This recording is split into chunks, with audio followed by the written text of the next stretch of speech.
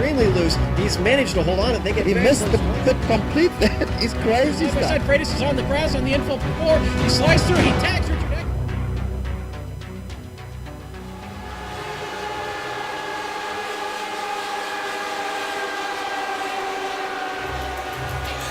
And good evening, race fans, and welcome to the Global Sim Racing Channel's broadcast of Round 18, the final round of the Lionheart Retro Series for 2017. Tonight's race will feature iRacing's classic Lotus 79 at the Palace of Speed known as Auto Club Speedway. Sit down and gear up for what could be a wild race at the Auto Club 250. Hello, I'm Adam Young, and with me tonight in the booth is Tanner Sharp. In the director's chair, Mr. Joe Peak, and he'll be featuring the wonderful cameras of Dougie Beard. Good evening to you, Tanner, and welcome to Fontana, California, as we put an end to the 2017 season, the inaugural season for the Lionheart Retro Series. Adam Blocker came away with a thrilling finish at Phoenix last time out in a close race combined with fuel strategy. Today, it's going to be all about that draft game, and we've still got 3 drivers in play for the championship. Tanner, Fontana is going to prove to be a big challenge tonight. Tell us a little bit about this facility. Well, Auto Club Speedway is a challenge not just on a IndyCar standpoint, but also on a NASCAR standpoint. It is a 2-mile D-shaped oval with 14 degrees of banking in all 4 corners of the racetrack. It was opened up in 1997. The ground broke down was back in 1995, so I guess you could say about a little over 20 years old now, this track is, and it's never been repaved at all since its opening. So it's going to be really challenging getting through these corners, some bumps and dips, and that bumpy back straightaway. This is Auto Clubs tonight here. These Lotus 79s are going to be treated like it's Talladega. It's going to be intensity out there. That's going to be the key word. And I understand there's no lap guide here tonight since it's just flat out drafting, going 200 miles an hour entering the corner. But be careful for that arrow push there, Adam. Yeah, in fact, we want to here real quick. We could probably ride along maybe with the likes of Michael Goodman here as he's following in the wake of Andrew Kinsella. And you just got to kind of get an idea of riding along with them, just how bumpy it is. In fact, we got some guys getting ready to come out here for a little bit of a pit party, so we'll have some cars on the track as well. So riding along with these guys here for a minute, you'll be able to see at least how bumpy it is. As, of course, we're going to talk about the championship here too. So 3 drivers in play for the championship, and we've still got the team championship on the line as well. And did we mention it's the final leg of the Triple Crown, and there are going to be double points on the line here for tonight.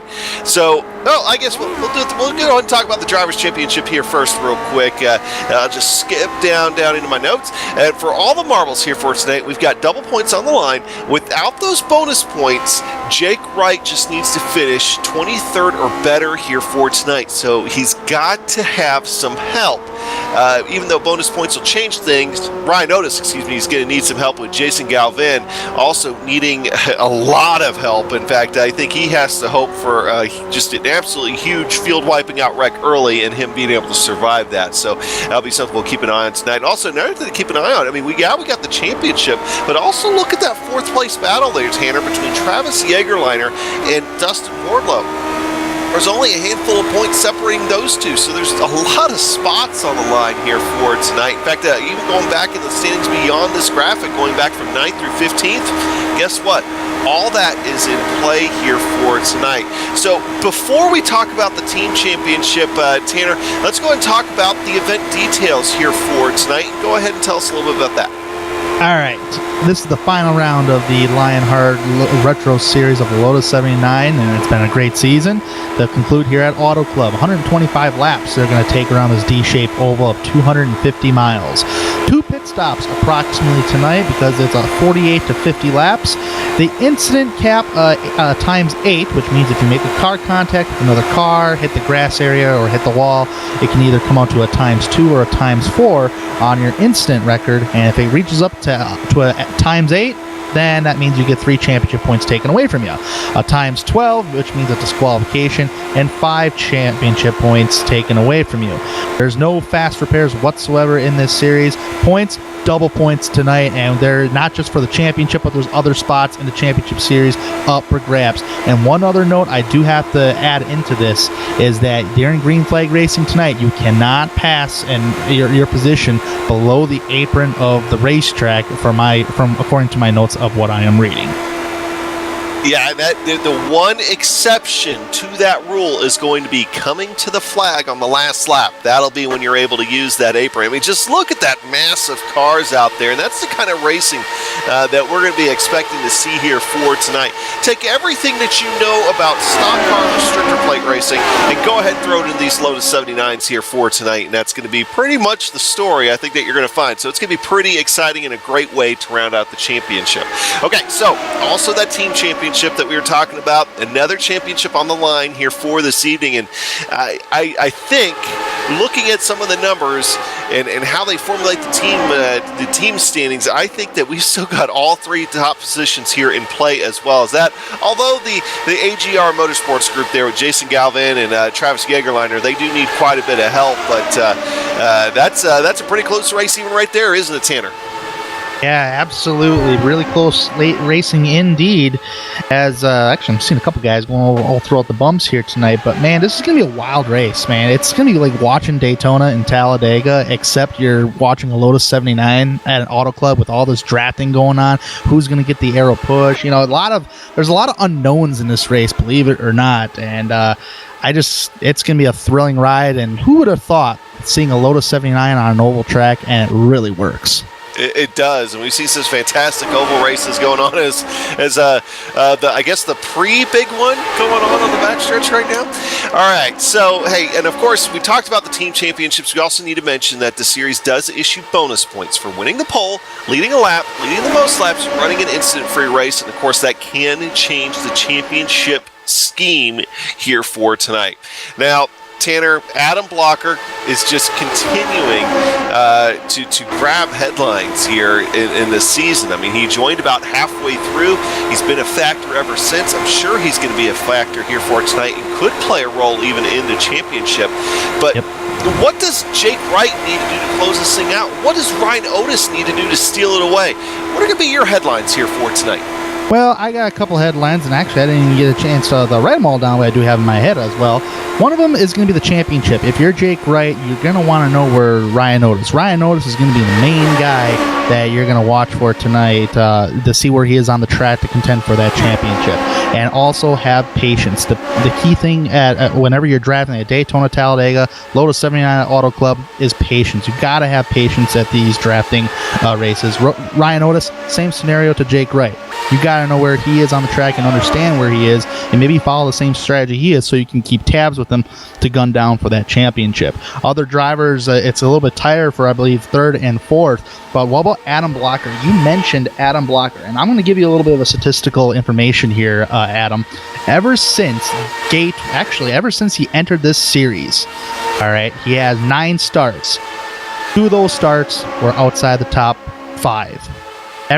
His worst finish was 3rd, other than those other 2 starts. Those other worst finishes were 17th at Iowa and a 26th at Milwaukee, which was his very first start of the Lionheart Retro Series. Pretty amazing stats, and also led 158 laps. Adam Blocker, he's going to finish this season on a high note, and if he's going to be racing next season at all, or however Lionheart plans their season next year, I mean, he's going to be one big heavy-duty championship contender. He is, and I think, with the fact that, this year in this Lionheart Retro Series, we were hearing George talk a little bit about it earlier, and George and Zaldo will be with us at the end of the show, so be sure you stay tuned for that. But he was talking, when they started this thing, they really didn't know how it was going to go. Of course, they kind of took over the old Kart Retro Series from the guys that were running it. They did a fantastic job with it. They had good car counts and everything else, but Lionheart got a hold of it, and it's just exploded, and it's become this thing here, and it has become an amazing series. It has been a great series to call on the Thursday nights that I've been able to make it. Of course, I wasn't able to make Phoenix last week, and I missed a fantastic race there. And last week, a couple weeks ago, you know what I meant, Tanner. But it's a great series, and I can't wait to see what next year's going to bring. Well, and I'm guessing we're going to have a schedule for next season too. I haven't seen it myself yet, so we'll see how that goes. Anyway, hey, qualifying, getting ready to start. You see Pierre already on track. The Canadian is out there starting to turn one of his, well, actually, he's on his out lap. And it'll be 2 laps for qualifying here for tonight, Tanner. And I'm already seeing a lot like how Talladega's run these guys running the high line early, trying to get that momentum up. Yep, and that's usually, these guys are going to treat it like Talladega all night long. It's going to be breathtaking. Talking to actually, I didn't talk to some of the drivers, but one of the drivers we did talk to was our very own Samuel Ryman, and he gave us some pretty good information. I do believe, based upon his information, there's going to be guys who are going to be like, okay, I'm going to take it easy in this race. I'm going to hang out in the back or mid-pack just to see, but I don't want to lose the draft. If I lose the draft, I'm going to be going backwards, and eventually, if we remain green, I'm going to go a lap down. It's something you don't want to do. So it's kind of like having a dancing partner out there. I wouldn't try to bump draft in these things personally, but, I mean, we've seen it happen before in practice. You know, and I can't believe I did not catch this earlier until somebody brought it up in chat just a minute ago. But Ryan Otis is not running his normal paint scheme, you know, the old red and white Marlboro scheme. He's running a blue and a yellow cannon scheme here for today. He's got your championship leader right now, Jake Wright, on track as well. Jake Wright, I believe this is coming down to maybe start his first lap. I'm trying to, my live timing and scoring is not agreeing with me here for tonight. Nope, that was completing his first lap. So Joe is much more of an F1 aficionado than what I've been. He brought up that that is what Ryan Otis is running here tonight is the old Williams scheme that was in F1. So there you go. There's that. So early poll here so far is looking like Dustin Warlow's on the early top. Nope, immediately replaced by Dylan McKenna. Nope, then Big Joe Hassert. Here we go. Here's the poll game going on right now, right on the screen. I want to say it doesn't matter where you start, but this ain't really Daytona or Talladega. But I tell you, and we don't have the banking like Daytona and Talladega. I know here it's only 14 degrees of banking, but man, these guys are acting like, hey, it doesn't matter where you start. But hey, check that out. Look on the qualification board as of right now. Jake Wright on top of the board. Second, Ryan Otis. Championship contenders. That's going to be the biggest headline of the night. And, man, those guys are going to be at each other's throats and fighting for that championship double points. And then Chris Stouffer decides he wants to go ahead and get up there and break up the party a little bit. So, Jason Galvin, I think he might have just completed maybe his first lap, which is usually a little bit slower. We're seeing these guys, their second lap is obviously a much faster. So let's ride along here with Jason Galvin. When he comes across the line here in just a second, he's down on the apron. See what he sets. He's going to come across now, and coming in 10th of 38.24. So we kind of back there a little bit, probably back in the traffic that he doesn't want to be in. Jason Galvin, of course, needing a lot of help here for tonight to get anything going. All right, here's Tony on track. Let's see him. He's coming across to complete his second lap. We'll see what he's able to do. Tony's shown some speed at certain times here for this year. Coming home in 7th with a 38.226. So very, very close speeds here for tonight. Of course, you're pretty much full throttle all the way around this place, and it's just a matter of making sure you're not scrubbing off too much speed in the corners. No, you're not. You don't want to scrub out speed in your qualification lap, because if you do start in top 10, you can stick around on that draft up there and play little mind games. And in my opinion, I'd be a little patient during the green flag stretch of the race. But hey, this is going to be an exciting race. Christopher, you had to steal a championship spotlight up there, but that's okay because you're in it to win it. Starting up there in second so far with Ryan Otis in third. And to touch up on one more thing here, it's been a real privilege to call the Lionheart Retro Series, and I personally was never really big into open wheel racing until I really got to know the Lionheart League itself. Now, I watched their DW12s here on GSRC, and also I'm up here in the booth calling the Lionheart Retro Series, which I like to call call the Xfinity series of the league, but hey, it's all fun to watch. My favorite race was that Indianapolis race earlier this year. These guys put on such an awesome show. Yeah, that was probably one of the craziest finishes this year as well. Hey, all right, qualifying wrapping up here. There are no more cars on track, and you see the clock ticking down. So let's go ahead and give the poll here for tonight with your championship leader trying to do his best to get out front, stay out front, and let all the trouble happen behind him. That's Jake Wright with a 38.165. Christopher starting alongside him. And third spot, Mr. Ryan Otis, contending for that championship for against Jake Wright. He's going to start off in third. He'll start alongside Big Joe Hazard. Chris Lanini starting in fifth in row 3. Drew Mott starting alongside him. Tony Schoen's going to start off in seventh, and eighth, Michael Goodman. David Altman and Scott Bolster going to make up round 5. Outside the top 10 tonight, it's going to be Mr. Gerald Branch and Jason Galvin in 12th. In row 7, Ron Hacker and Andrew Kinsella. Andrew Kinsella's had some heartbreakers here for this season. He's looking to turn it around and finish out this season on a high note.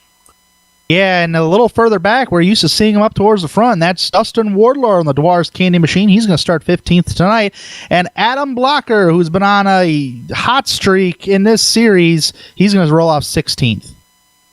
Dylan McKenna and George Anzaldo will start in row 9. Bob Mikas was going to start alongside Brian Greenlee. That's 19th, and rounding out that top 20. All right, in 21st position here tonight, we'll have Vincent Blumenthal. Starting alongside him will be Mitchell Mueller. Robert Bluern will start side by side with that Tutwiler, 23rd and 24th. Ian Williams and Pierre Daigle are going to round out the people that have put down times here for tonight. And I think the rest of these guys here, and I'm going to go ahead and just read these off here real quick, Tanner. I think the rest of these guys are starting in the back, playing a little strategery. Yeah, I just pulled that one out of the hat. Matthew Mercer, Jesse Vincent making up row 14. Sammy Ryman, our very own, he told us he might not put down a time here for tonight. He kind of wants to ride around and see what happens. Mark Amok starting back there in 30th position. Brian Beard, no relation to our Dougie Beard. We know because we asked him. Rory Collins starting alongside him. Frank Beezer and David Cordy will be at the back end of the field. I think David Cordy is just out there as league admin. So here... This is shaping up, I think, Tanner, to just be a fantastic series finale, and I think that these guys are going to put on a heck of a show, and we've even heard some rumors that they might be trying some bump drafting here for tonight, so we'll have to see that. All right, we do have some onboards here as these guys are rolling off the grid. We're going to go ahead and talk about those here real quick. First, we're going to go ahead and go to your championship leader, your pole winner here for tonight, Jake Wright, running in that no-name racing onboard camera. Jake Wright just needs to finish in the top 23 of this race, not counting, of course, any kind of bonus points that Ryan Otis could get. So we'll be keeping an eye on that. All right, going back just right directly behind Jake Wright, you will find Ryan Otis. He is running the Streamline Motorsports camera here for tonight. And Ryan going to do his best. He's got to win this thing. He really does, and he has to hope Jake Wright finds himself into some sort of trouble. George Anzaldo, league organizer here in one of the main players in the Lionheart IndyCar in Retro Series. He's going to be starting way back in 28th position. He's running the AGR Motorsports camera here tonight. All right, pace car, get ready to pull off. We're getting ready to get this Auto Club 250. Got 250 miles to go through here for tonight. Jake Wright on pole, and he is going to put the hammer down right about now. He's going to try to get some good jump on the field, and he is away. He's got clean in the lead, and immediately Christopher is going to drop down right in front of Ryan Otis. So far, they are away clean. Expect a lot of 2 and 3 and maybe even 4 and 5 wide action here for tonight in Fontana, California. Jake Wright out to that lead, but it's just like Daytona Talladega in stock cars. You do not want to get out too far, and that's exactly what's happened. Christopher is going to try to make a move here on the outside, going down the back straightaway. Just doesn't happen. And here comes Big Joe passing. We're going to go 3 wide for the lead already, but Big Joe just doesn't have quite enough momentum to get him back onto the outside, so he's going to settle down there, go side by side. Hey, that looks pretty close to how they started this race just a moment ago. Tanner? Yep, side by side to the line, just as you said, as we started the race. Big Joe Hazard kind of lost a little momentum coming off turn number 4. He was drifting up the racetrack of that 14 degrees of banking. There's some drivers in the mid-pack that are doing the same thing, losing a little momentum. So it seems like the bottom line of the speedway is the preferred line. They go down that bumpy back straightaway, a little bit of an edge down in turn number 3. Battle up front between Chris Stouffer and Jake Wright side by side. They've been pretty much neck and neck to the line. Jake Wright led last time by, coming to the line this time by side. Ever so close, ever so fast. Give this one to Chris Stouffer by 3,000. Oh my God. 3 thousandths of a second he led that lap by. Wow. That was really close. That could have been the photo finish of the night if we had a 2-lap race. It would not surprise me if we do have a photo finish at the end of this race. Just look at this field. They're still running 2 by 2 all the way down. A few lanes are 3 wide. In fact, Yeah, Tony Schoen splitting 3 wide through the middle, and he actually made it work down the back straightaway. There's a couple drivers that are thinking the same thing. There's a blue car back there. Trying to make out who that is.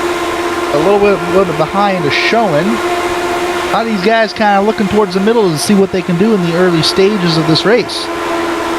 Yeah, just trying to feel it out, feel what the track is. Another interesting aspect that we've heard about here for tonight is that, we always talk about in this car and also the Indy car about that arrow push when you're directly behind somebody, not able to get the air on your front wing. But we were hearing that the push is almost worse when you have somebody directly side by side from you.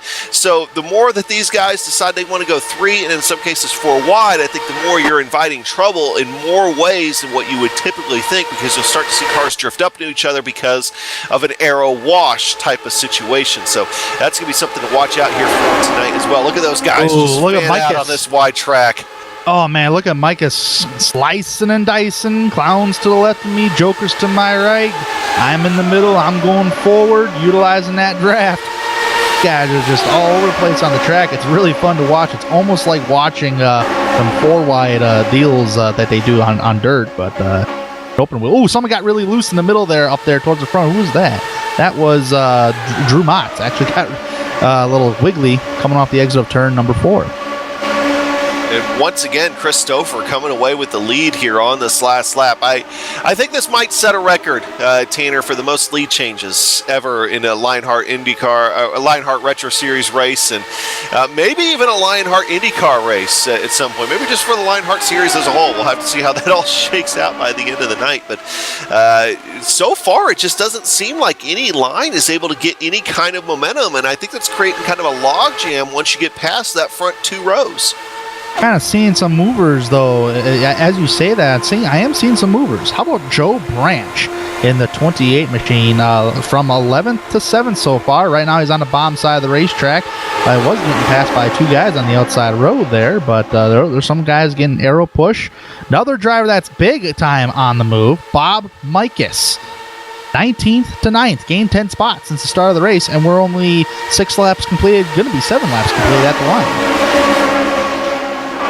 There's one thing that we haven't heard about that I'm wondering, and going back to the whole push situation with these cars when you have somebody on the outside of you like this, is based on what you've learned about these cars, Tanner, do you think that Jake Wright could potentially be using up his tires even a little bit more than maybe what Chris Stouffer is, because he's pinned down on the inside right now? Yeah, that could be, because usually you're using a little more tire on the bottom side of the racetrack, which in a stock car standpoint, that would be the preferred line, and you're using up them tires. But so far, these guys aren't showing the tire wear. They're all riding in a big-time draft. There's a 3 wide for 3rd spot going on right now. That looks pretty interesting up towards the front here.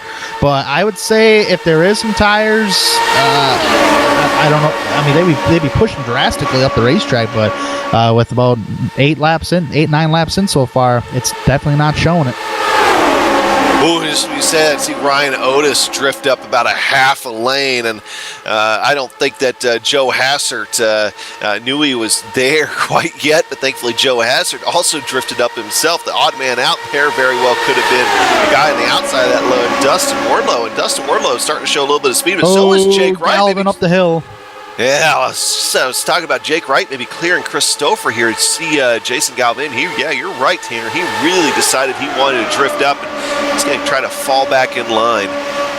Yeah, I mean, he already lost 2 spots because of that. That really killed his momentum. Now he's going to have to use that draft on the straightaways to pick we got right a back car up. on the wall back there.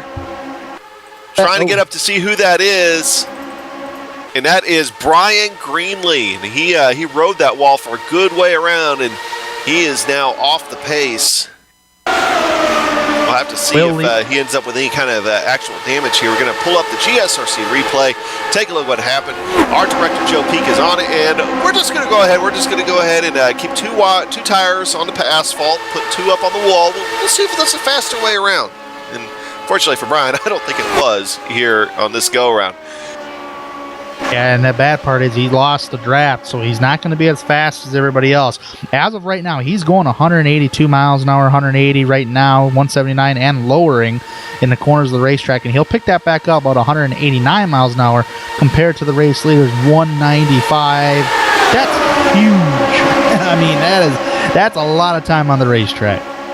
Yeah, that's not even counting if he does have any kind of suspension damage, even slowing him down even further. So we'll be keeping an eye on Brian Greenlee because Brian did show some speed out there. So if he can get back up, we're going 3 wide for the lead, though. Here we go. Dustin Wardlow trying to make a play on the outside, but nope, just cannot get that momentum going. And if you're really going to try to go for the lead, I'd try some slicing and dicing through the middle, but right now there's no hole to do that. But he's still trying. Look at that, 3 wide for the lead. 3 by 3 right now. Oh, look at Christopher drifting up. I think that was enough that Dustin Wardlow was able to see it, and I'm just looking back behind these guys. These cars getting a lot more squirrely than they were even a couple minutes ago. In fact, I think Jake Wright caught a little bit of that white line, a little bit of that transition, and kind of scrubbed off a little bit of speed going down the front stretch. But he's quickly able to get it back compared to those guys trying to race alongside him on the outside. Yeah, kind of back on your topic about if tire wear is a big deal. If you're drifting up that bad, I mean, maybe the tire wear is bad, especially when you're drifting up the racetrack. And Auto Club is notorious for having bad tire wear. Ooh, I'm watching Andrew Kinsella getting really close to the wall back in the middle part of the pack. I think that was almost a heart attack moment for some of the guys back behind him.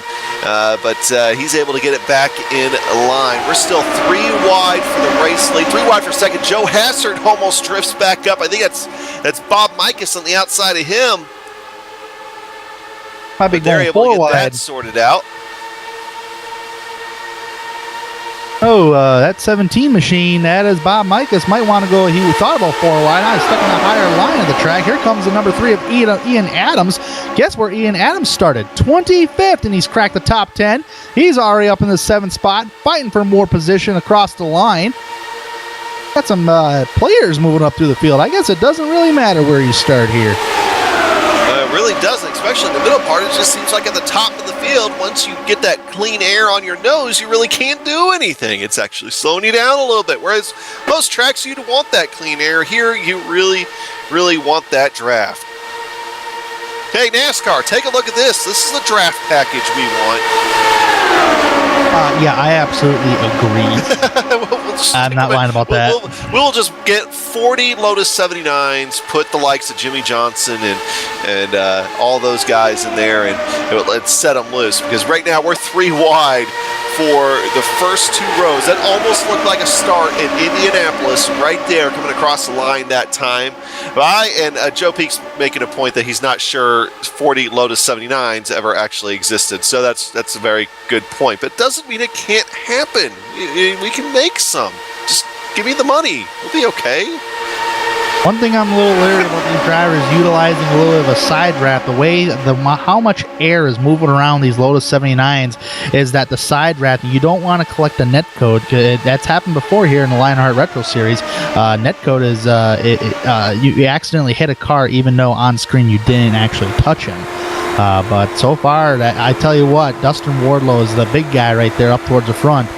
Utilizing that side draft down the straightaway, but he loses that momentum on entrance to the corner, and on the straightaway he gains it back. So he's just trying to figure out some things right now, and I'm seeing a lot of other drivers out there using that drafting, that side drafting, to see what they can do right. This is pretty much like a test for these boys.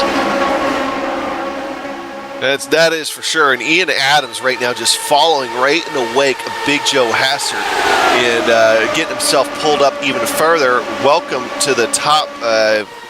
Well, actually, at the 6th position, I think he might have been cracked the top 5 the last lap around. So, yeah, definitely the big mover of the race here so far is. I really think that I don't think we've had a leader now for more than 2 laps in a row. I mean, ever since the drop of the green flag, Christopher and Jake Wright have been side by side, and we've already completed 17 laps, going to be completing 18 laps. But we've seen a lot of 3-wide racing so far. A lot of these guys give and take a little bit. I tell you what, this thing ain't over yet, and we could see some new players before we see that checkered flag. So far, 3 wide out front. And our buddy Bart Workman, a guy that also gets in several GSRC broadcasts and major series driver, so I see him out on the track quite a bit. Bringing up that the practice race on Tuesday, they saw quite a bit of netcode, and also another thing they saw in that practice race on Tuesday was these guys actually being able to bang wheels quite a bit, and be able to come away, for the most part unscathed. And it's all these little things that we could see here closer to the end of this race when you got to start taking some more chances. But we've already clicked off 20 laps here tonight, Tanner, and the end of this race is going to be here before we know it. Yeah, 20 laps so far complete. I have 120, but we got trouble. Turn 2, big accident, huge accident, collecting 3 cars. I'm counting. Ooh, and I don't know how many cars went underneath that car that was flipping. That was Bob Mikus. He was on the move since the drop of the green flag. Started 19th. Was running. Was going to crack the top 5. Yeah. And that could have been. That could have been either netcode or a definite touch. No, I think he just kind of come down in front of Ian Adams right there, and Chris Lanini is the one that just caught the whale of a ride.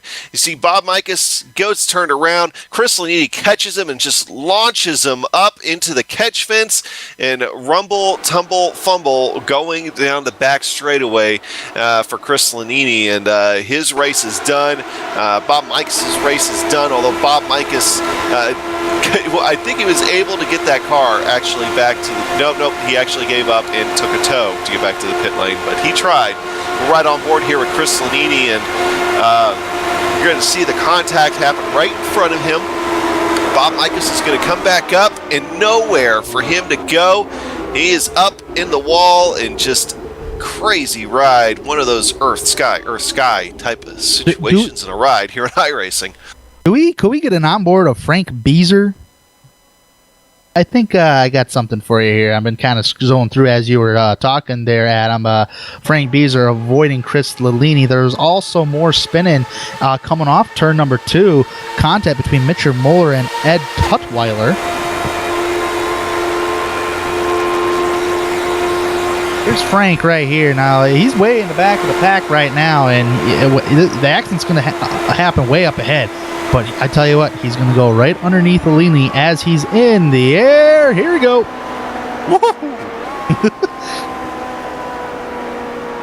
That's some pretty good dodging. So far I'm not seeing any more there, Director. But although we did see Ed Tutwiler and Mitchell Muller make contact, but I'm not seeing nothing heavy, major damage on those 2 drivers. They could probably get some damage repairs. But hey, we got the first set of pit stops and new sets of guys up towards the front who stayed out. Yeah, well, you're right there. You got some guys like Jason Galvin that stayed out that have to take big gambles here for tonight. He's going to be hoping there's another quick caution, and Andrew Kinsella is just hoping that something takes his bad luck away. And right behind Jason Galvin's Brian Greenlee. Brian Greenlee did spend a couple laps in the pits and just now getting back on track. He was coming back on track right as that accident was happening there. So this will shake things up at the front here just a little bit. Definitely is. Yeah, and I think with that, we should end up with at least another lap or 2 of caution here real quick. We're going to go ahead and take a break. We'll be right back and for the drop of the green flag in just a moment.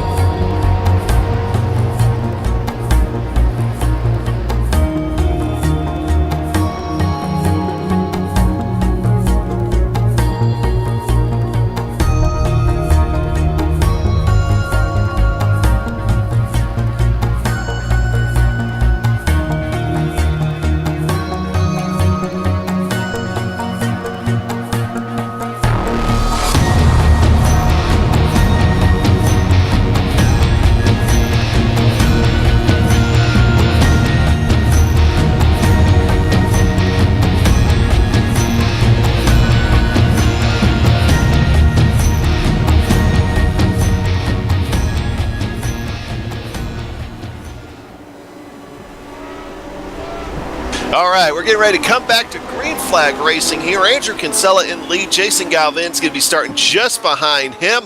I think Brian Greenlee might be trying to come down pit road here as we take the green. So he's going to follow the pace car down there. Of course, Brian a couple laps down. Andrew Kinsella on the hammer. He is away. Gets a good jump on Jason Galvin. But as we talked about a little while ago, it probably won't last too long because that draft is going to get Jason right back up into it. And an even bigger gap, though, going back to the likes of Chris Stouffer, Jake Wright, and Dustin Wardlow back there. Now, this is a situation, Tanner, where I think if Andrew Kinsella and Jason Galvin could just get hooked up just right here, they got a lighter fuel load. They might be able to do a little bit of something as far as trying to break away from this pack, but Jason Galvin swinging to the outside. Yeah, they do, but when he swung out to the outside, look how much momentum that really killed on entrance like that. So right now he's going to have to utilize that draft on a straightaway. So far, for the first time today, we've seen a lot of these drivers now sprung out. It was before this caution flag, top 14 drivers were drafting neck to neck less than a second, and right now it's a little bigger than that, but I don't know. I think that was a pretty good restart on Andrew Kinsella's part, so this is a true test to see if staying out was worth it. I think I know what Jason's doing here, because he really, really has to have a lot of things go his way tonight. In fact, that wreck might have killed his chances, but he's trying to get those bonus points for leading a lap here right now. I think that's why he's fighting Andrew so hard. All right, here comes Stouffer. He has caught that draft. He is sucking himself up to the top two cars of Galvin and Kinsella, entering turn number 1. Right now, he's going to go with Galvin at the moment. You hit the inside. Door closes. Coming off the exit of the corner. Is Stouffer going to come up? Oh, man, Stouffer's got a big old run right now on entrance. Oh, look, here comes Jason. Jason's going to stick his nose in there. We're going 3 wide for the lead. Shouldn't have left that bottom open there. Here comes Jason Galvin, one of my favorite paint schemes on the year of the Lionheart Retro Series. There he goes. Now, is he going to be able to hold this lead all the way to the line and get those bonus points?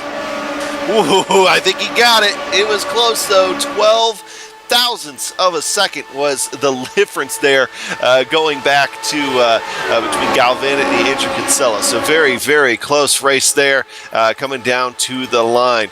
All right, so just to recap, that last accident, of course, among the casualties in that accident, David Altman's out of the race, Mitchell Muller's hurt, Ian Adams is out, Bob Mikas is out, and Chris Lanini is out as well. So that took out quite a few cars, and I think just enough that it's really hard, I think, for Jason Galvin to have the luck he needs to be able to come away with the championship, and maybe even at this point Ryan Otis, but that's not going to stop these guys from fighting. And in fact, Jason Galvin just was able to lead his second lap. Andrew Kinsella right on the outside of him. Tanner? Man, oh man, Ryan Otis just chopped the nose off of Jake Wright on the outside, entering turn number 1. They were catching the top 3 drivers when they were running single file. Look where Jake Wright is at now, on the very high side of the racetrack. Right now, he should be able to dip down low here. Now, if these guys can remain single file, they will catch the top 3 drivers as they are battling for the lead. And I am seeing not just those drivers of Dustin Wardlow, Ryan Otis, and Jake Wright, but Big Joe on back is also catching the leaders.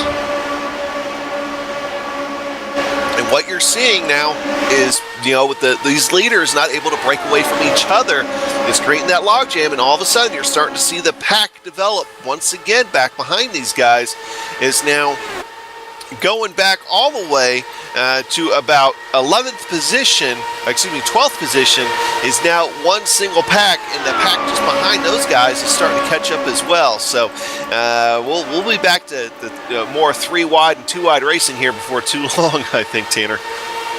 Yeah. Right now it's just the top. The top 12 separated by about a second and a half right now, compared to where it's 13th. Pierre Daigle is in 13th position, 3 seconds back. So the top 12 really catching the leaders right now. From 12th, second on to 12th. Oh, almost contact between Jason Galvin and Andrew Kinsella. Kinsella having a whale of a run. He just wants to finish this race out strong and start fresh next season. Now, we were told that the longest maximum fuel stint for these guys under green flag conditions is about 48 laps. And if you figure caution laps, well, they might be able to squeeze 49 or 50 out of these things coming up here. So these guys, Andrew Kinsella, Jason Galvin, are going to have to pit sometime in the next 20 laps of this race.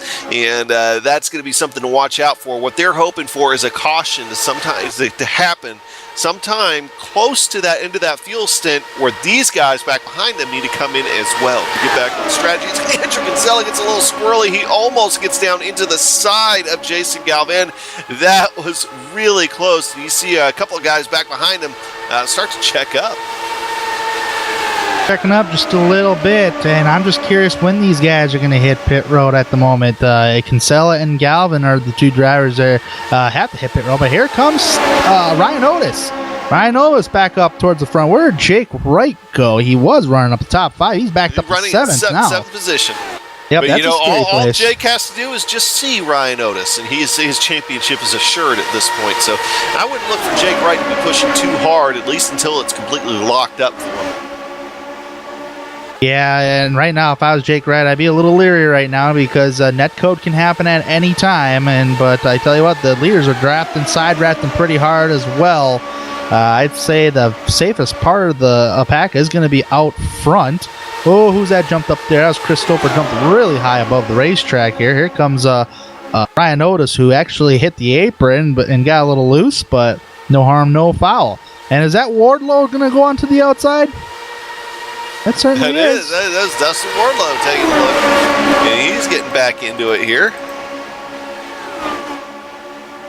Certainly. In fact, let's go ahead. I think riding on board right now with Ryan Otis. Well, actually, let's see Jake Wright. Riding on board with Jake Wright right now would give us just a great view of what's going on with that lead pack and that No Name Racing onboard camera. And just take a look and see how much these cars are moving around on this track, particularly going down the straightaway with everybody trying to jockey for position out there. A lot of that has to do with the air. You know, when you're going about 195 miles an hour, it's a lot of air moving around these cars, and it causes these cars to dance around like that. So but great thing about Auto Club is that it's a wide open racetrack, so it's a lot of fun here. So far, looks like Jake Wright really buying his time. He understands they got a little ways to go. He's clear all around, so he's just going to sit in this trap here and just wait. Yeah. Up front, Jason Galvin and Andrew Kinsella, if they didn't touch wheels, I don't know if they could have gotten any closer there. That was almost a disaster right at the front of this field just a second ago. So it's getting intense. I think right now they're just trying to get every little bit they can. And Jason Galvin, don't forget that with as many leaders that we're going to have here for tonight, every lap he can lead counts because hey, he very well could come away with the most laps led if this strategy ends up working out for him. Yeah, almost contact for third spot. Christopher and Dustin Wardlow there made a little contact. Man, these guys are really what's a good word to use as far as getting really close to each other, flirting with each other. Okay, we'll go with flirting. I think that'll be they're okay. Each other, flirting with each other. Yeah, it's a little unusual, but hey, that's the first thing that popped up my head. But I tell you what, these guys are really close. A lot of dancing, maneuvering around here. But hey, check out this pack. Look at the top 9 drivers have really separated themselves here. Actually, a little more than that. Top 12 has separated each other. Yeah, with Jake Wright, I think falling back to right at the tail end of that 12. I think he saw some of the stuff that was happening in front of him and was like, I want to stay in the draft, but I don't really want to be up there. And I kind of think that's where he went with that. Hey, while we're talking about riding on board, let's go ahead real quick. Let's get on board with Ryan Otis. Ryan Otis right now in that Streamline Motorsports machine, really fighting hard here with Joe Hassard. So we'll take a look at him and see what's going on there. Of course, just as I say that, Joe Hassard gets away from him just a little bit. You see Joe Hassard kind of run a little bit more of a higher line at times. Man, Big Joe wanted to take that middle, but that door really slammed on. That was Christopher just ahead of him.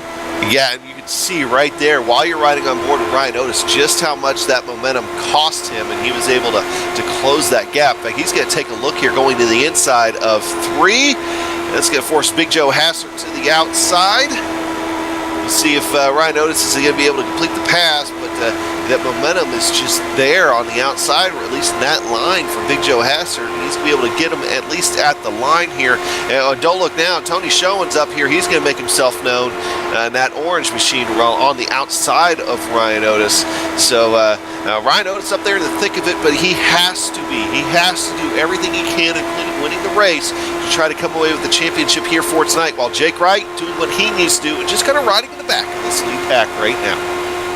I don't know if you've noticed anything like this there, Adam, but I've been watching Chris Stover. On entrance of the corner, Stover's purposely breaking the draft and then really kind of cutting it down by the time he hits middle of the corner to get back into that draft. I don't know if that has a lot to do with with arrow push or anything like that, but he's really, right now he's got no choice. They're about to go 3 wide.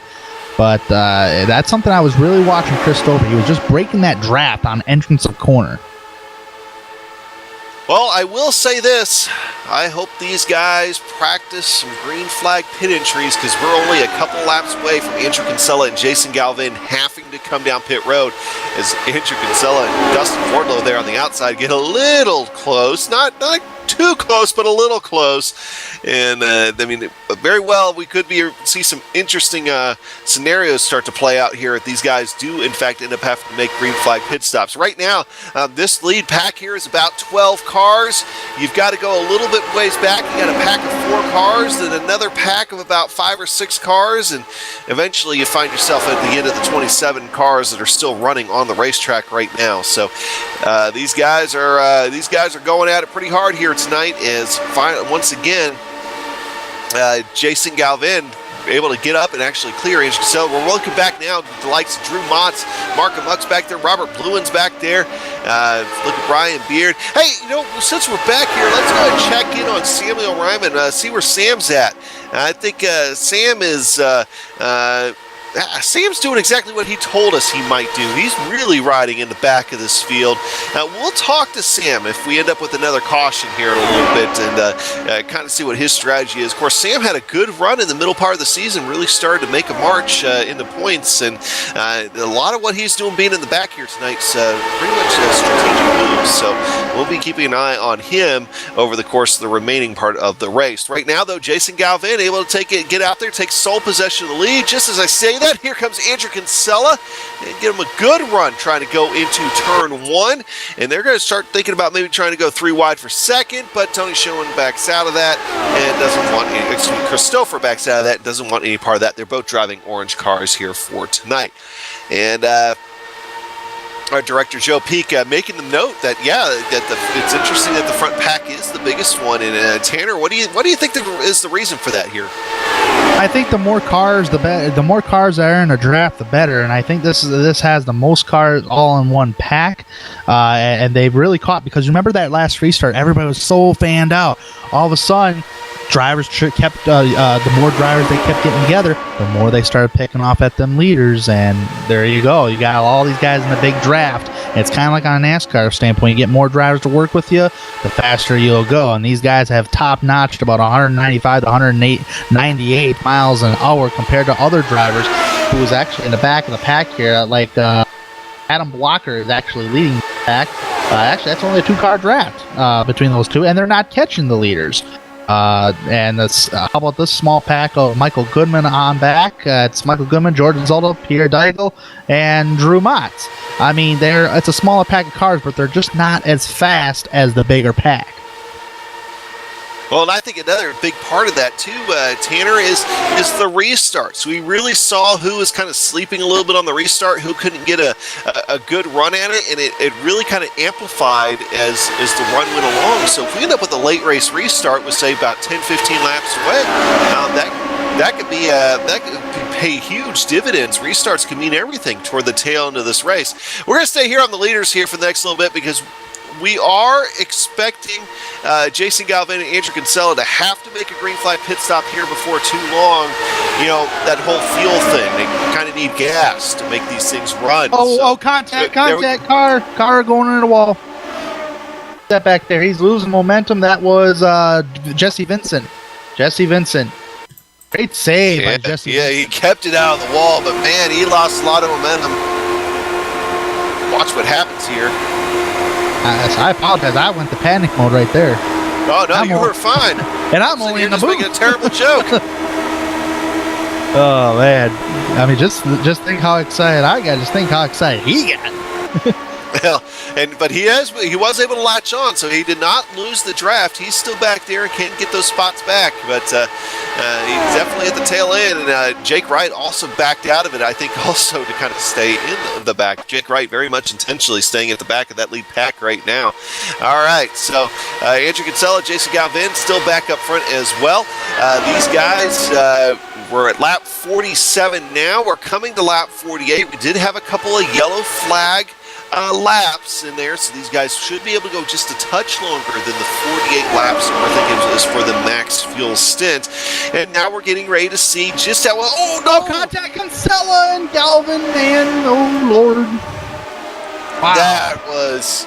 There should have been contact, like legitimate actual contact there. I thought I saw their wheels and tires meld together there for a little bit, and the Vulcan mind meld does not apply in that situation.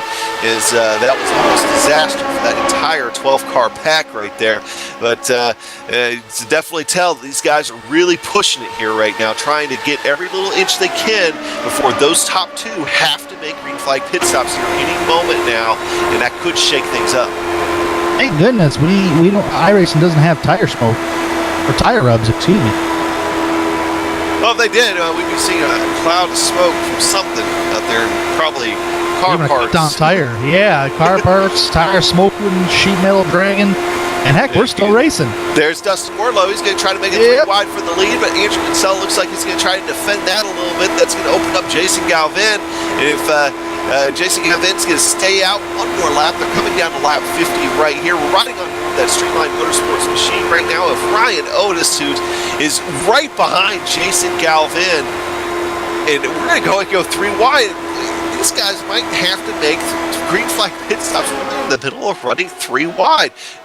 Might start seeing some communication on the mic here before too long.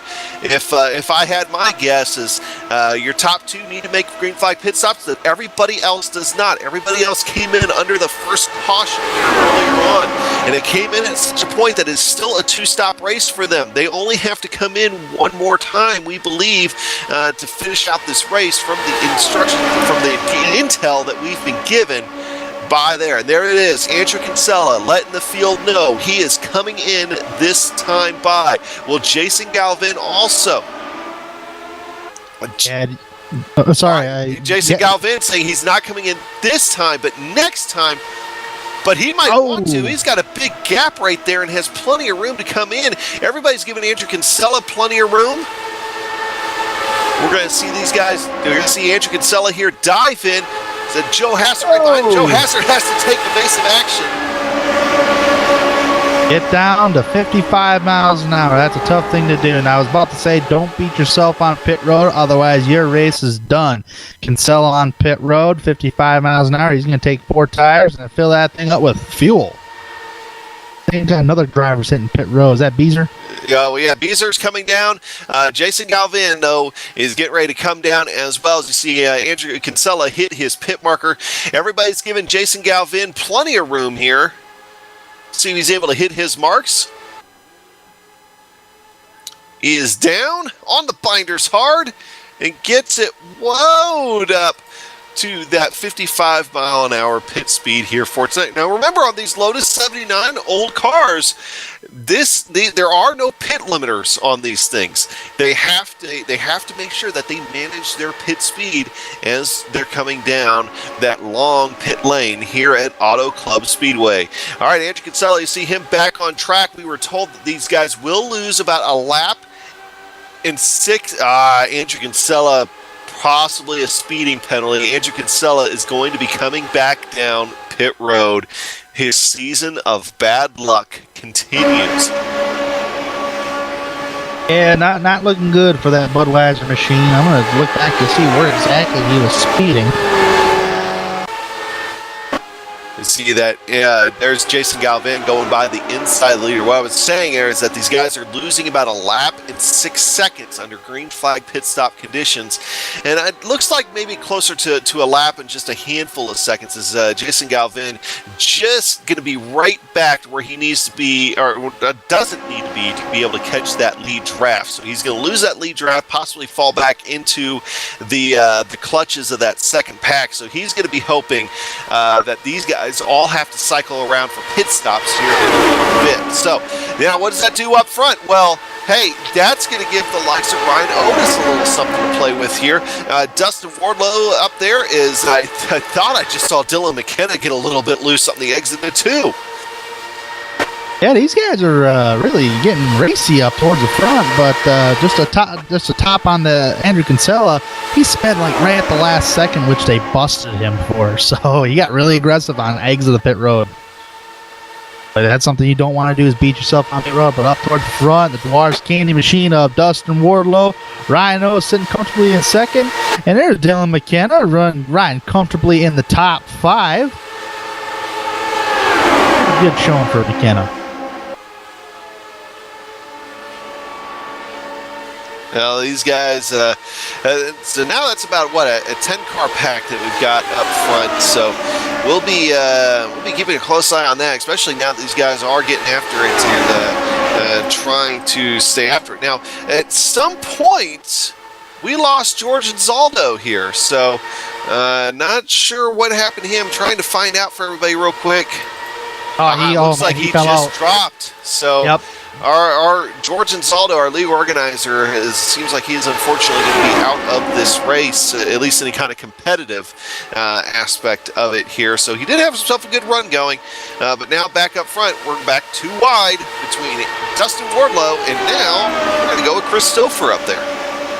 Yeah, that 98 machine of Jesse Vincent's coming back for 3 wide, so we got some pretty good action up towards the front. Stouffer challenging for the top spot down the straightaway. He's not going to get the little line this time by. He might get side by side with him, but I think he's going to lose his momentum on entrance. Watch this. Most certainly does. So that bottom line, if you're going to be the race leader, you just need to hug that white line. Oh, McKenna loose. And he was loose down below that yellow line.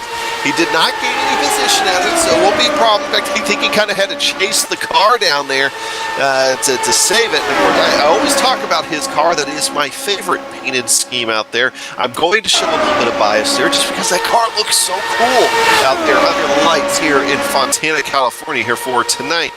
But there you go. There's your top 10 out there running pretty much side by side with Jake Wright just hanging out at the back of that pack, just making sure if anything does happen, it happens in front of him and doesn't affect his championship fight. Where meanwhile, while Ryan Otis is out there running in 3rd and 4th position, depending at what point of the lap it is, he has to give it his all to try to go for that championship here for tonight. He has to hope that Jake Wright does find some sort of trouble at this rate. As we were saying, Tanner, earlier, that we were believing that 23rd position is Jake Wright's magic number here for tonight. If he has to finish 23rd or better, there are now 23 cars on the lead lap. So Ryan Otis does need him to find himself into some sort of trouble. Yeah, and I mean, you just got to stay out of trouble the rest of the night and just keep nipping at it, keep playing consistent. And that's what Jake Wright and Ryan Otis are both doing, running for this championship. We might see some pit stops here soon, maybe within another, good 10 laps, 9 laps-ish. So this is going to be a very interesting. I want to know how this, if we remain green flag, which I'm surprised we are, who are going to be the new players? Are we going to see a caution during this green flag stretch? A lot of unknown variables that need to be answered, and we will get those answers soon enough. Well, they went back to green flag racing on lap, I believe it was 24. So if they're able to go about 48, 49 laps on fuel, that would put them at about lap, 72 there, I believe, and keep in mind I'm about as bad as math as our own Soup's on. So I tell you what I'm going to do here, Tanner, is I'm actually going to bust out an actual calculator here real quick, just to make sure that I actually get this right. Okay, so lap 72. So I was right. Yay, my physics minor paying off a little bit right there. So these guys are about 18 or 12 laps away. Excuse me. From green flag pit stops here, so it's going to get interesting. Yeah, I got my trusty Texas Instruments calculator out here right now, so I'm just kind of thinking as I'm typing. But we got a challenge up towards the front, and it's a new player, Joe Branch, challenging for the top spot on the outside. It's a pretty good chance for Joe Branch. Started 11th, up to 2nd. Jesse Vincent, 28th to 4th. Since the drop of the green flag. Hey, and don't forget that we just passed halfway, so we got a lot of racing left to go here for tonight. And looking at the numbers here, I think our intel lied to us just a little bit.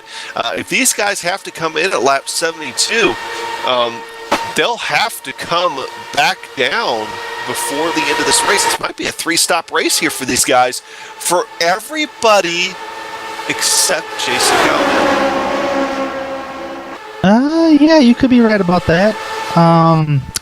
Yeah, man, you really gotta make me calculator, don't you? No, I do. The one problem that Jason has right now is he has nobody to draft with, so he's sitting out there constantly losing time, but I don't know if he's losing 30 seconds worth of time, or excuse me, 37 seconds worth of time, which is about the lapse times that these guys are running. So these guys are having to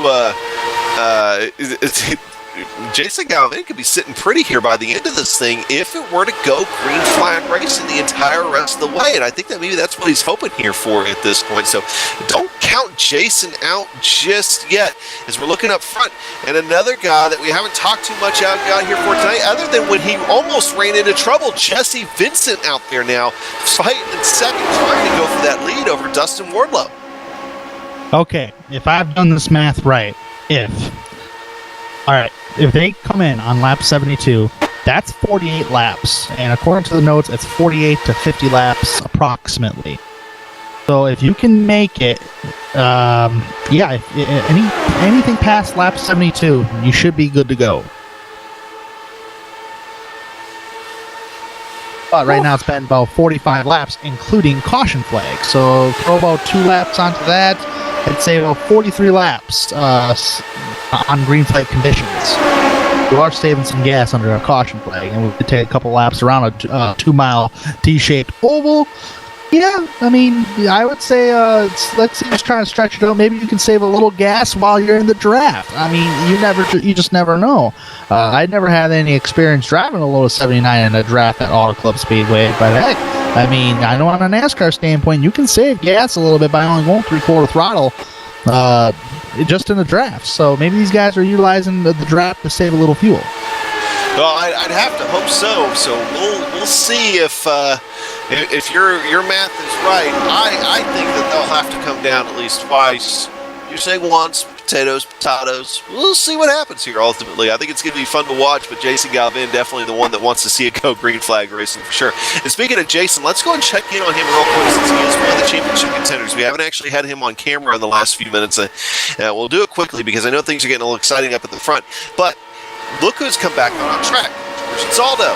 Now, Jason has been able to catch on to the draft of George. He's going to go right by him here and see if George is able to latch onto it. But even if he keeps dropping back, you have the likes of Pierre Daigle, Michael Goodman, and Drew Monson aren't too far behind him. So eventually here for Jason Galvin, the bleeding is going to stop as far as the time that he's losing in the draft because he's getting ready to find some drafting partners.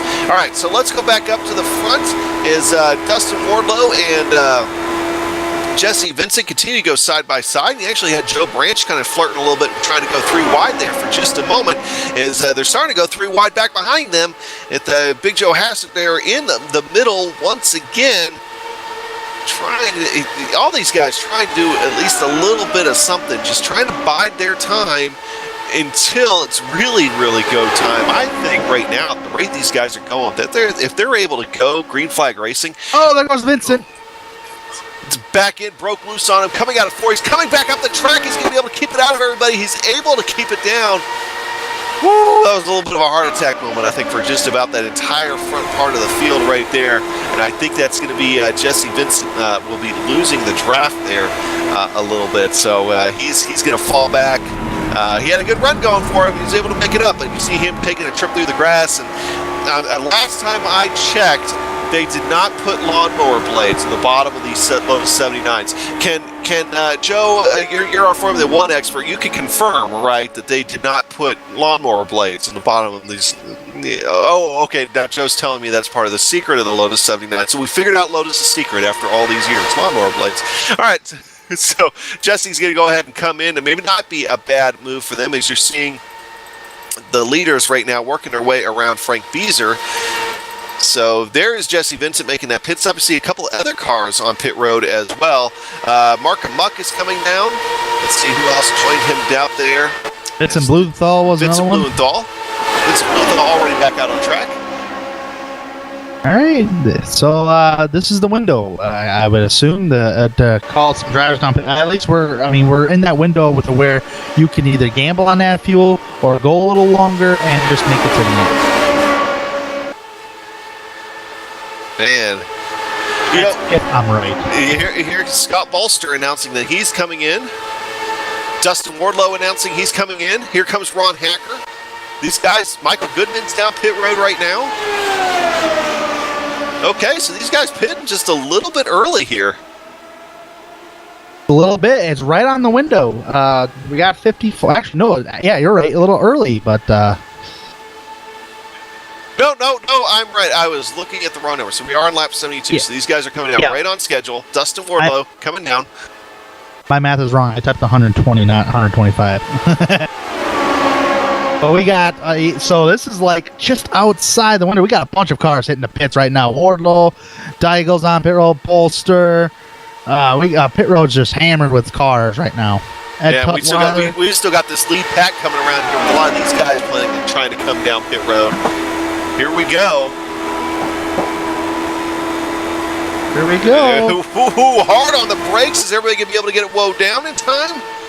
It looks like they are, as that is Joe Branch, Chris Stouffer, Dylan McKenna, and Jake Wright, championship leader, all coming down pit road right now. This is just outside the window right here. I will promise you that, especially under green flag conditions, because green flag conditions, it's going to be 48 to 50 laps, maybe just a little bit less, because we've only had one caution so far. So no opportunity has been saving gas unless you're in the draft. Well, here we come. Ryan Otis saying he's coming down. Big Joe Hassard's down. Wow. Whew. That was Tony Schoen getting himself a heck of a run down pit road. He's able to get it woed up in time. So here comes your next batch, including your second place in the championship standings. Rhinos bringing up the rear on that one. Adam Blocker right in front of him. Tony Schoen and Big Joe Hassard as well. So that pack of 4 cars. We get to see who had the best entry here, especially when they were running that close together, who ultimately all comes out together. Field mileage race, if we remain green, that's what I'm thinking. But I think the driver that could probably gamble on that could be Sammy Ryman. He just pitted this time by. I don't know. That's still outside the box, but I'm still thinking that right now, if we go green the rest of the way, that Jason Galvin is going to be the one sitting in the catbird speed. Is Jesse Vincent making another trip down pit road here? So, not sure what's going on with him. Oh, trouble, Big Joe! Big Joe saved it. He was in the grass area. He's trying to get out of pit road, and that transition from 14 degrees to flat apron, and you can't enter the racetrack until the complete exit of turn 2 just really got loose. Good save by Big Joe. So remember, our own Joe Peak did tell us that the lawnmower blades were the secret weapon of the Lotus 79, and Joe Hassard heard that on the broadcast, and he was just wanting to test that out. So now, as things have kind of shaken out here, see who ended up in the lead of this thing, and it's none other than Adam Blocker out there, but he is all alone. In fact, you have to go back quite a ways, almost several seconds before you find the next group of, before you find the lead pack. So look for Adam Blocker to just get swallowed up here. In fact, we'll watch that time interval going back to those guys and see how much that falls down, even though it's not quite falling down just yet. But it will. But Tony Schoen right now running in second, Joe Branch in third, and Ryan Otis now in fourth position. Jake Wright finally starting to look a little bit racy out there. I'm surprised Adam Blocker here so far is actually pulling away just a touch. I don't think that's going to last long, but it is interesting here in the short term. Yeah, they're really battling hard for that second place spot back there. They're 3 wide back there. The line here, let's see the time interval right now. 0.7. Yeah, with all that battling and jostling back and forth, it's slowing down lap times. Look where Adam Blocker is. Nobody around him, clean air, holding a straight line, not dancing around. Competitive lap times right there. Okay, so we mentioned that Jason Galvin, he's going to have to come in again here eventually anyway, but if he's able to get out into some sort of pack after his next pit stop and stay clean but also run fast lap times, he's only got to stop one more time. Now he's settled into 10th position here. He's back on the lead lap, and you see him really working with George and Zaldo to do something. In fact, he's gaining on the leader right now. It looks like everybody's starting to gain on the leader. I think the time has ran out for Adam Blocker there. So we got to keep an eye on Jason Galvin as we go through the rest of the race here. So let's go back up front as Jason and George are going to continue to play leapfrog with each other. And you will find that Adam Blocker still in the lead, but just behind him, Ryan Otis now has taken over second, and they are starting to close that gap. It's now back within 2 seconds going up to Adam Blocker. How Adam Blocker really got that big of a lead, though. I mean, it had been pitch perfect entrance to the pits, into the box. That's exactly what it was. I watched his pit entry, and it just could not get any more perfect than what it was. And I think that if that was in a situation where it could have been a game-winning move, or a race-winning move, then it very well could have been. But just being alone out there isn't going to do him any good. You're going to see him swallowed up here in a matter of a couple moments. All right, here comes that pack. They're coming. They're huffing. They're puffing down that straightaway. Here comes the train. Actually, they're really eating them up down this front straightaway there, Adam. I don't know if you're watching what I'm watching, but man, oh man, they're coming. They're hungry dogs right there. Yep, and like I said, Adam Blocker going to get swallowed up here pretty quick. In fact, maybe even by the time they get back to the straightaways, you see Ryan Otis start to try to make out the move to try to go around him here, but Dylan McKenna was there for a second. Now Ryan Otis squeezes between Adam Blocker and Dylan McKenna. He loses a little bit of momentum. Is he going to be able to still get around and lead this lap? Here comes Ryan Otis to the race lead. Adam Blocker has no momentum. Dylan McKenna's going to go around him. Here comes Big Joe Hassert. And I think that's where his speed picks up, and now he's going to be running the same speed with these guys. But Adam Blocker was able to make his presence known for at least a couple of laps right there. Ooh, nice job, Ryan Otis. Way to take away that lead like that. And I thought he his momentum was going to get killed on the exit of the corner as high up as he was. But nope, he successfully made the pass. He's out front. Oh, who's dancing there? That's a blue car. Joe Branch. Got a little squirrely. They're all dancing, but I mean, who almost broke dance? And I think Jesse Vincent has decided to call it a night as well. So let's get a look to see how many cars that leaves running right now. George Zaldo is still out there. Jesse Vincent's decided to call it quits. I think Andrew Kinsella is still turning laps. In fact, he is. So we do have just 26 cars right now out there actually running, and that's big because if we do have a big wreck here, you've got to remember the 23rd spot is the magic position for Jake Wright. If we see enough cars fall out here in the next little bit, that could lock up the championship for him early on before the end of this race. And then, hey, you know what that's going to mean, Tanner? That's just going to give Jake Wright the green light to go ahead and do whatever he wants for the rest of this race, and look for him to put the pedal to the metal once that happens. Yeah, so far all night we've seen it's kind of hard to really clear the guy for battling for the race lead. For example, McKenna's been working on Ryan Otis. He gets him runs down the straightaway. Can't do anything in the corners of the track. We've seen that all night. It's how are you going to be able to pass the race leader? You can't use the apron. That's an illegal pass. So what do you got to do? It's a very tough decision. Right now, you might get him if he has a strong enough momentum. Nope. Otis has got the big momentum on the inside on entrance of the corner. I don't know. This is going to be a tough thing to pass, but I also wonder, can these guys make it to the end, though? I'm sure that these leaders are going to have to pit again. I think the bigger question is going to be, are they going to be able to make it without running into each other? Because the last couple of laps of this race are going to just I think they're going to be insane. I really do, and I'm believing that. Now, we are hearing that Galvin is continuing to knock time off the lead. It's not too surprising. In fact, he's cut that down, in fact, to another tenth of a second gone, and those leaders are in sight now with George Ansaldo helping him leapfrog his way back up. We got to remember, Jason Galvin also has a light fuel load right now, so he is going to be able to be a little bit faster, but maybe if we could talk George Ansaldo, since they're working so well together at this point, to pit with him when he has to come down for his pit road. Maybe they can start this whole process over again. Hey, I've done that before, utilizing lap cars as a pick to try to gain the lead on something or try to get to the front. And that's what Galvin is doing so far. He's clinched 2/10 last time by at the start-finish line. So, I think he's found something. Jason Galvin, circle him down, but he does have to make another pit stop, though. He does, but so does everybody else at this point, and I think that right now you're seeing just how much time he's been able to get back and gain ground. He's now fully within 3 seconds, about 2.9 back of those guys. Do not count Jason Galvin out of this race. Tanner? Oh, holy moly.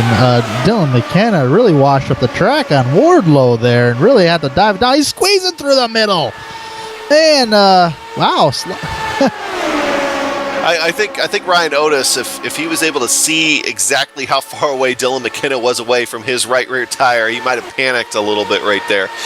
He knows he's got to win the race, but you can't win the race if you're getting wrecked out. So that was close right there for a championship contender. In fact, they touch wheels just for a split second there between Ryan Otis and Dylan McKenna. They do it Dylan again. right there once again, almost getting his rear wing into Ryan Otis's right rear. I think the temperature just picked up a few degrees, Tanner.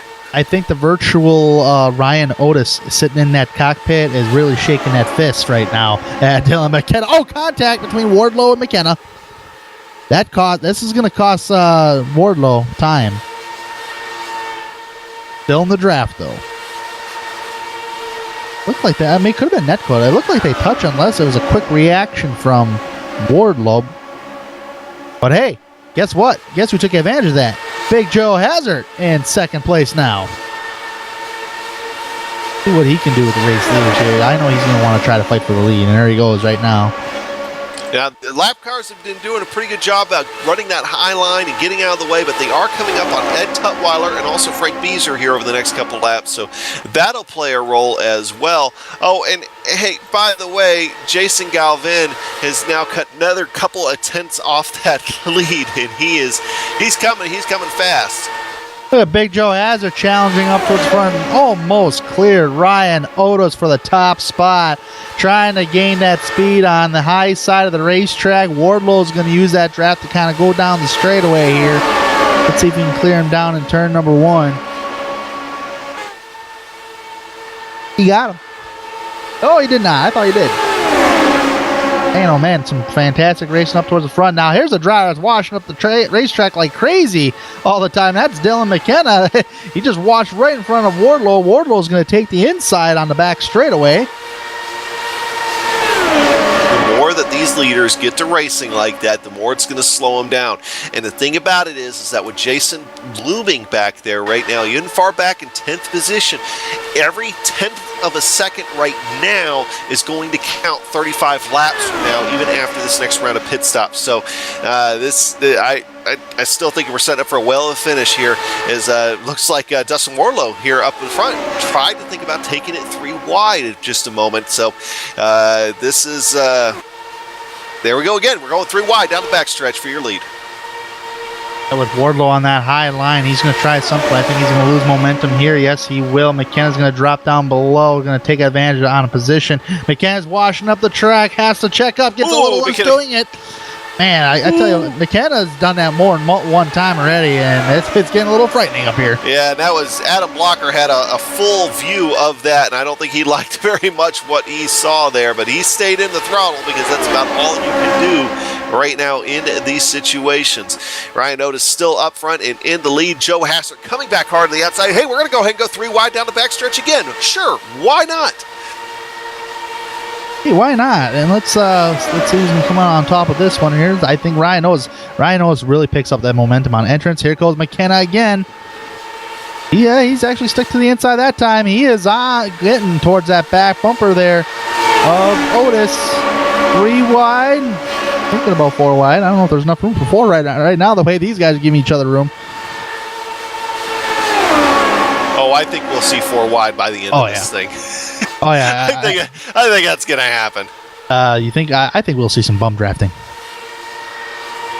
You know, this is the first lap that I've seen in a while where Jason Galvin actually lost time.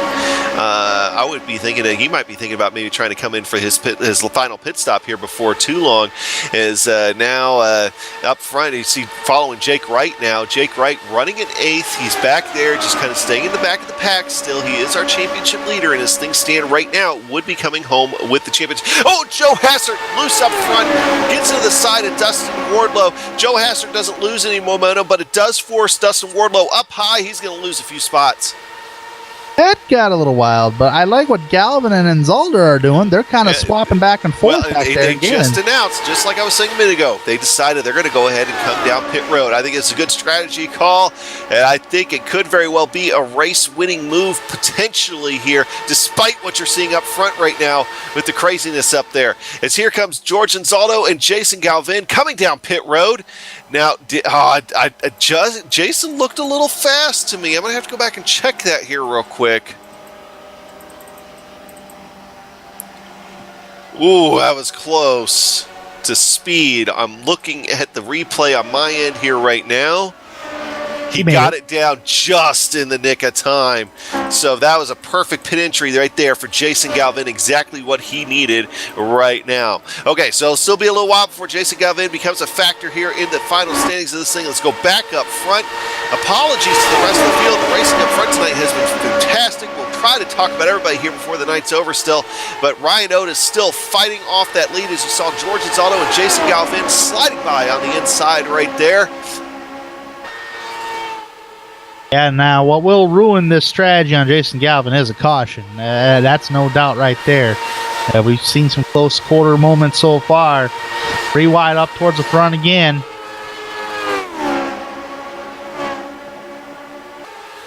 Oh, McKenna up the hill. Every time someone goes up the hill, it's like, you know.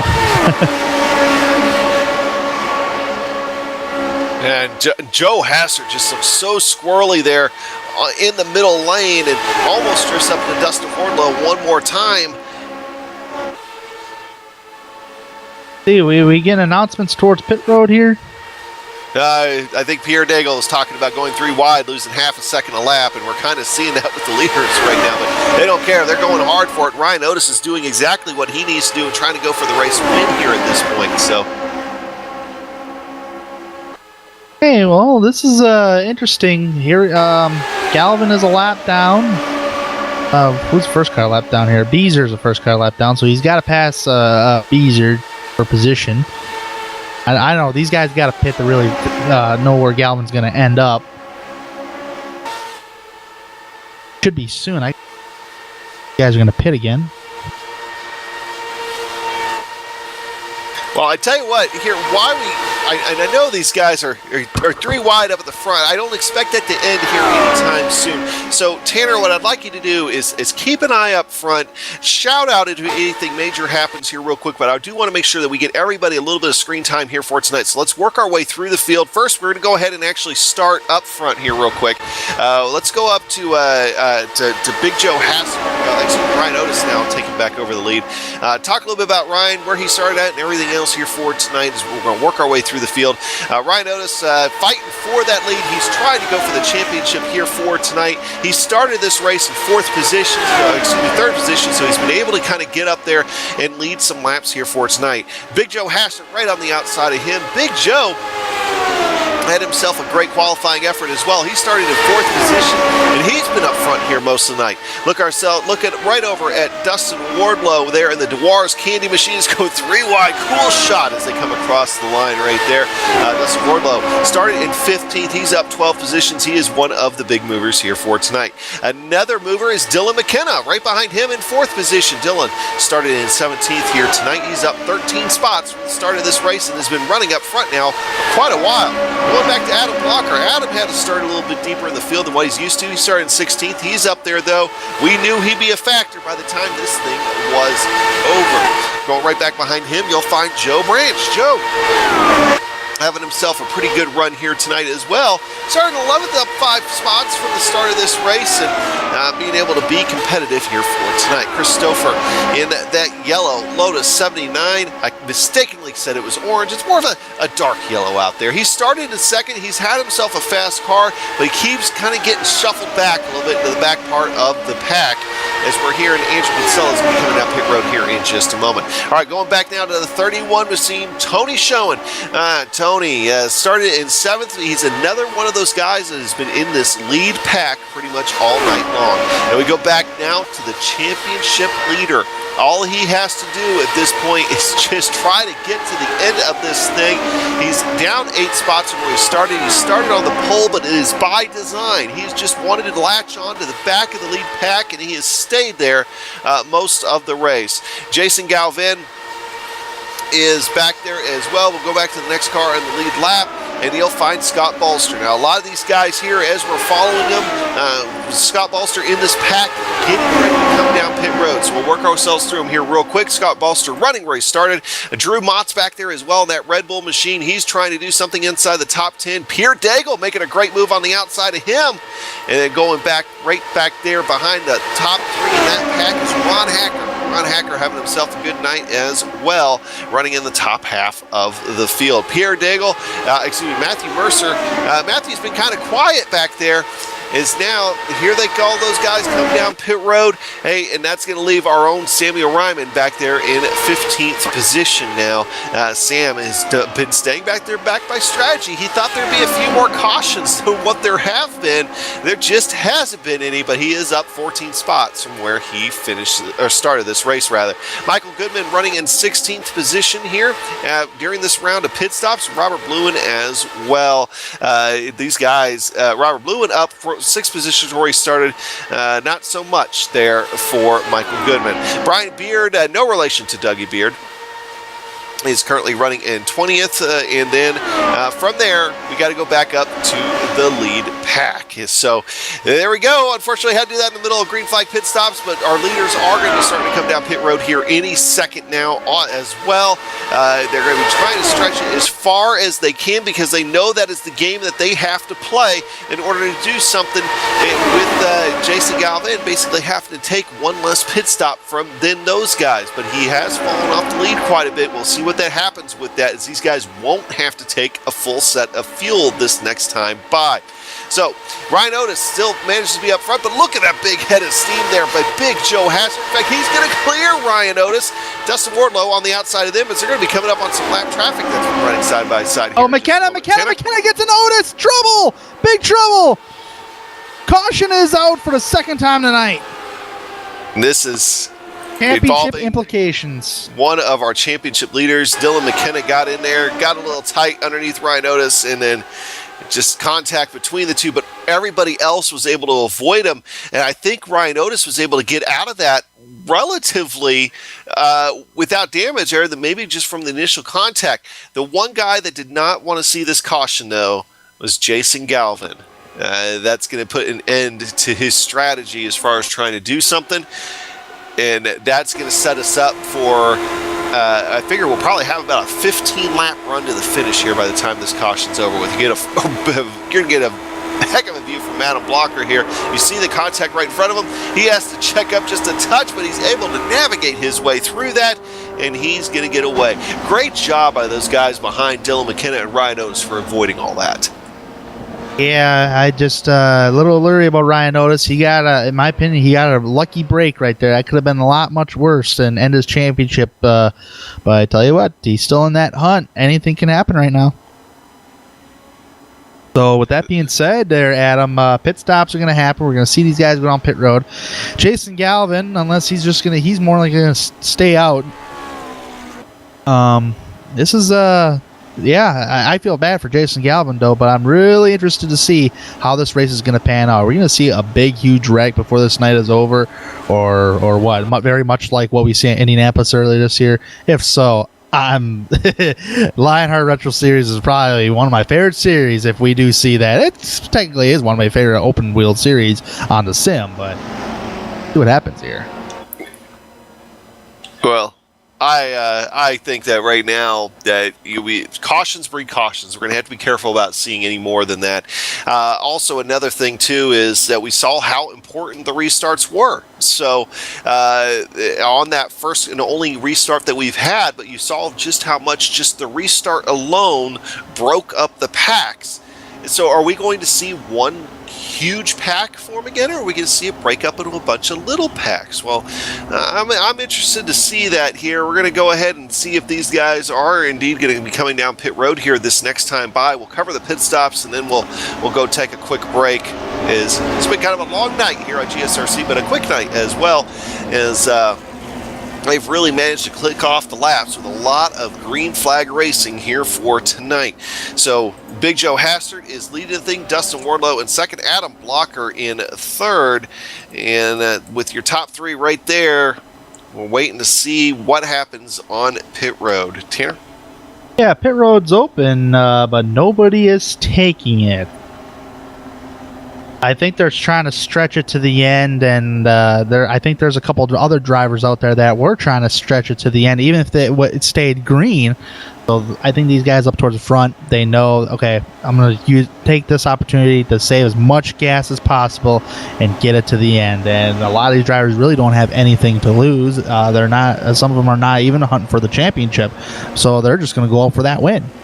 Well, I would say that right now, hey, why not? Give it a shot.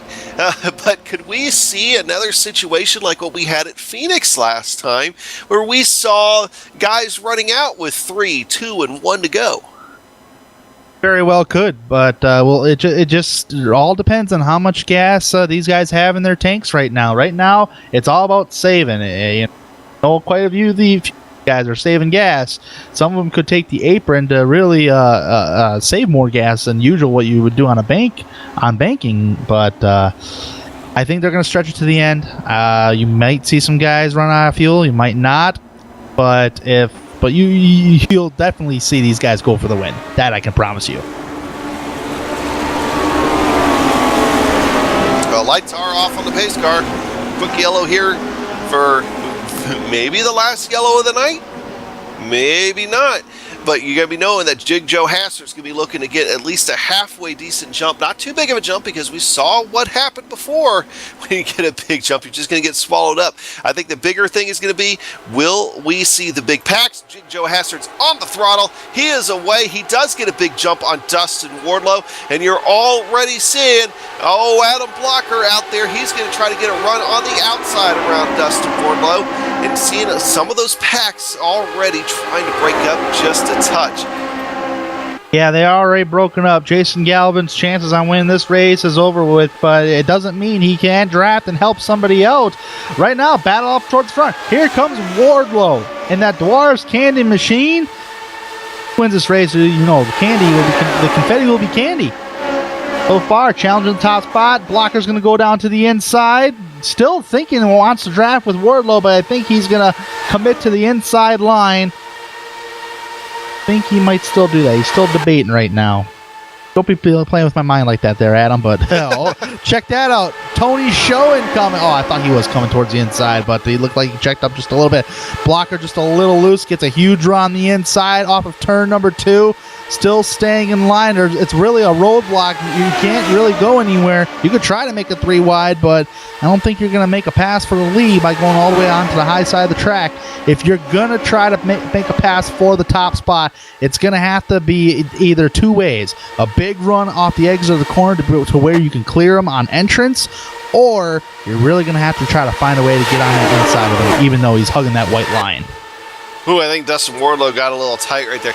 You know, one thing I was just realizing, with the exception of Adam Blocker, because he hadn't joined the series quite yet, a lot of these same guys that are up here right now were big players in that Indianapolis finish that we had back earlier this season. So maybe we'll end up seeing some of the same type of fireworks, maybe not, but I do know one thing for sure. You are getting ready to see an amazing last 13 laps here at Auto Club Speedway, as these guys, it very well could be a photo finish here for tonight.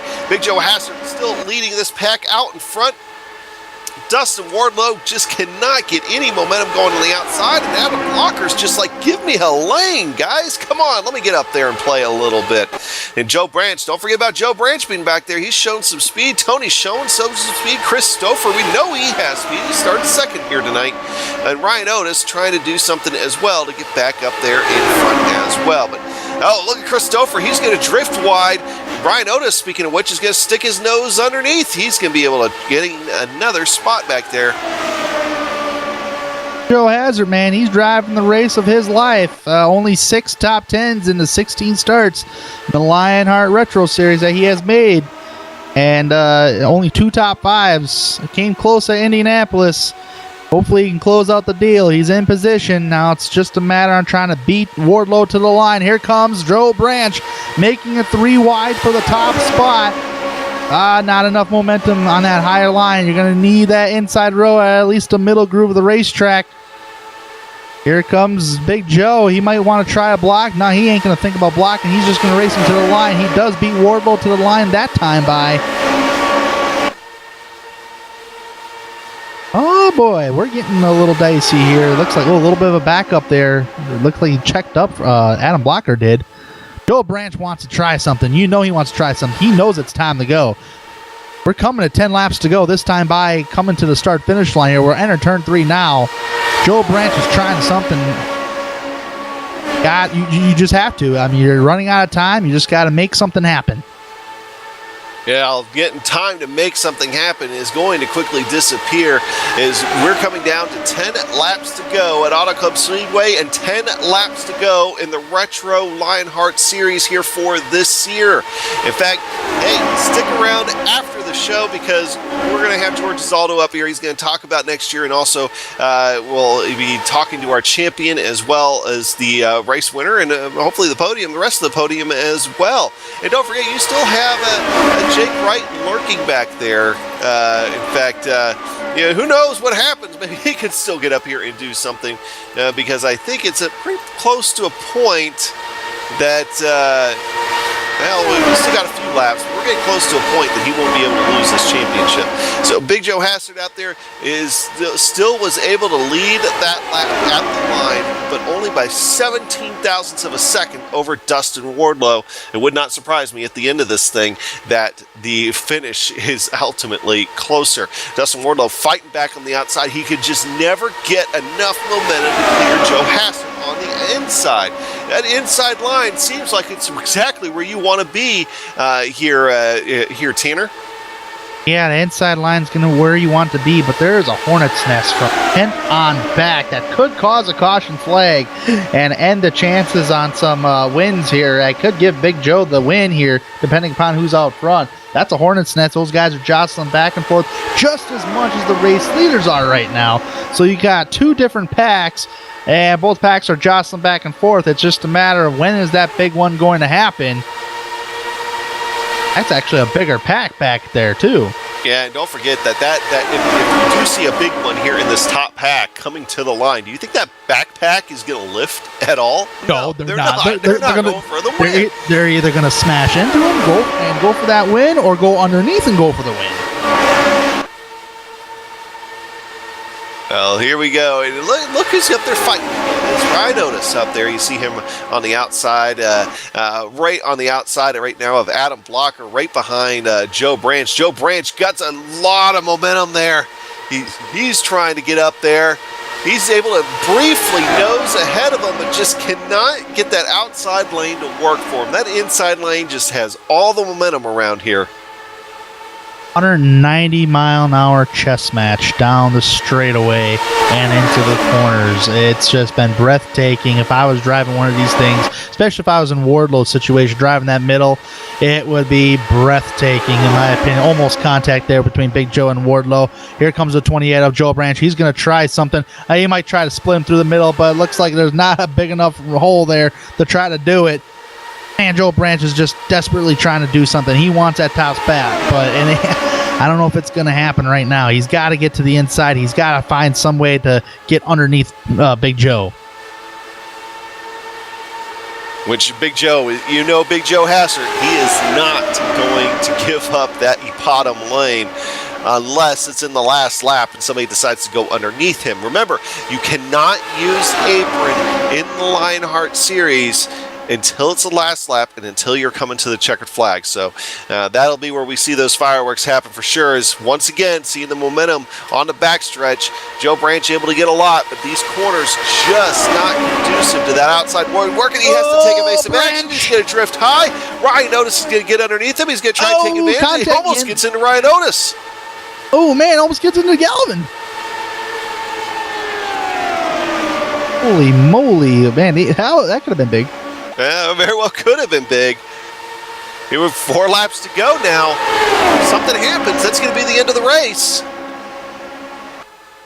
Yeah, and if anything happens in that second pack from 9th on back there, man, it'll be that might end some chances up towards the front of who's going for the win. But look at Christopher getting up there now, making his presence felt toward the end of this race. All right, Adam. This is what I'm gonna watch, since there's a bunch of racing action on that last lap. Obviously, you take that front end of the pack, and I'm just gonna continuously have eyes on that second pack back there to see what really happens, because this is really getting dicey as we click off these laps. That clock is just getting louder in these drivers' ears. Yeah, we're sitting right now, 3 laps to go, coming down the back straightaway. We'll be hitting 2 laps to go here any moment. And I believe, looking at the cars that are 2 laps down, that once we cross the line this time by, we are going to be able to declare Jake Wright your 2017 Lionheart Retro Series champion. The inaugural championship is going to go to Jake Wright. Now, the only thing left to determine who is going to win this race. 2 laps to go. We're going to the line. Big Joe Hassert's out in front. Dustin Wardlow right behind. Christopher's going to make a move here on the outside. Once again, a head full of steam. Just probably lose it by the time he gets down to turn 1. Somebody's going to have to try to get to the inside of Big Joe Hassert. Here comes Christopher. He's going to change lanes. He's going to go underneath Dustin Wardlow. We're coming to the white flag. The next flag that's going to end this race will be the checkered flag. Here they come. Joe Hassert going to lose the lead just ever so briefly to Dustin Wardlow. Dustin Wardlow loses the momentum. Nobody is in a good position right now to get underneath Big Joe Hassert. He has all the cards in his favor unless somebody gets a head full of steam. Dustin Wardlow is out of gas. He's out of gas. That causes a stack up. Rhinotus is involved. You got a big wreck back there coming back towards you. Right now, Joe Hassert's out in front. Christopher has a little bit of momentum. Huge accident. Christopher is going to be able to not take the win. Jake Joe Hassert's going to get the win right there by 38 thousandths of a second. Go ahead and call it, Tanner. What's going to happen back there? Yeah, a lot of the drivers are racing fine and dandy side by side until that accident up towards the front. They weren't lifting. I can tell you, you called it right off the bat there, Adam. they all tried going through it, and a lot of them got involved, and some came unscathed. We'll have to take a look at the replay to see what all happened on who got through and who did not. And I know for sure Ryan Otis is up on his lid. And oof. Yeah, those guys definitely went in there full throttle. I'm looking at myself, but you're looking at Big Joe Hassert celebrating his win. In fact, I think I just saw smoke coming out of the back of the car. So, well, let's obviously want to ride along with Ryan Otis. He was coming down to the line after the fuel, after Dustin Wardlow ran out of fuel, kind of stacked everybody up. Drew Motz was the big one that had that second accident. It was Drew Motz and driver Michael Goodman entering turn number 3. They seen the accident. They took abrasive action, made contact, which started the second part of the accident. Well, there you have it. And that's going to end the 2017 Lionheart Retro Series for 2017. And big accident on the final lap. You'll see the second pack come in. Just as we said, you can't lift. You just cannot lift. You've got to go for it. And ended up being a massive wreck back behind them. And one of those kind of wrecks that makes you believe, makes you glad that all we've got is just make-believe cars out there going on this track. So, but the one thing that is not make-believe is the championship for Jake Wright, the race win for Big Joe Hassert. We're going to be back here in just a few minutes to see the fireworks going off at the backstretch. We'll talk about it, and we'll also talk to your champion.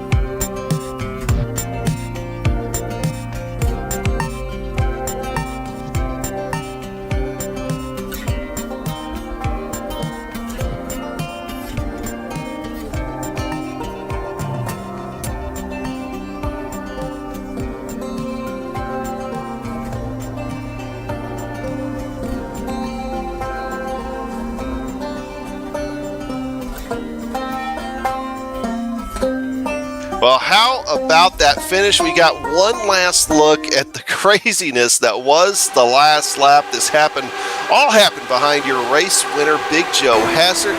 Let's ride on board with our own Samuel Ryman. And just wait till you see where he ended up finishing after this. He's coming down the back straightaway.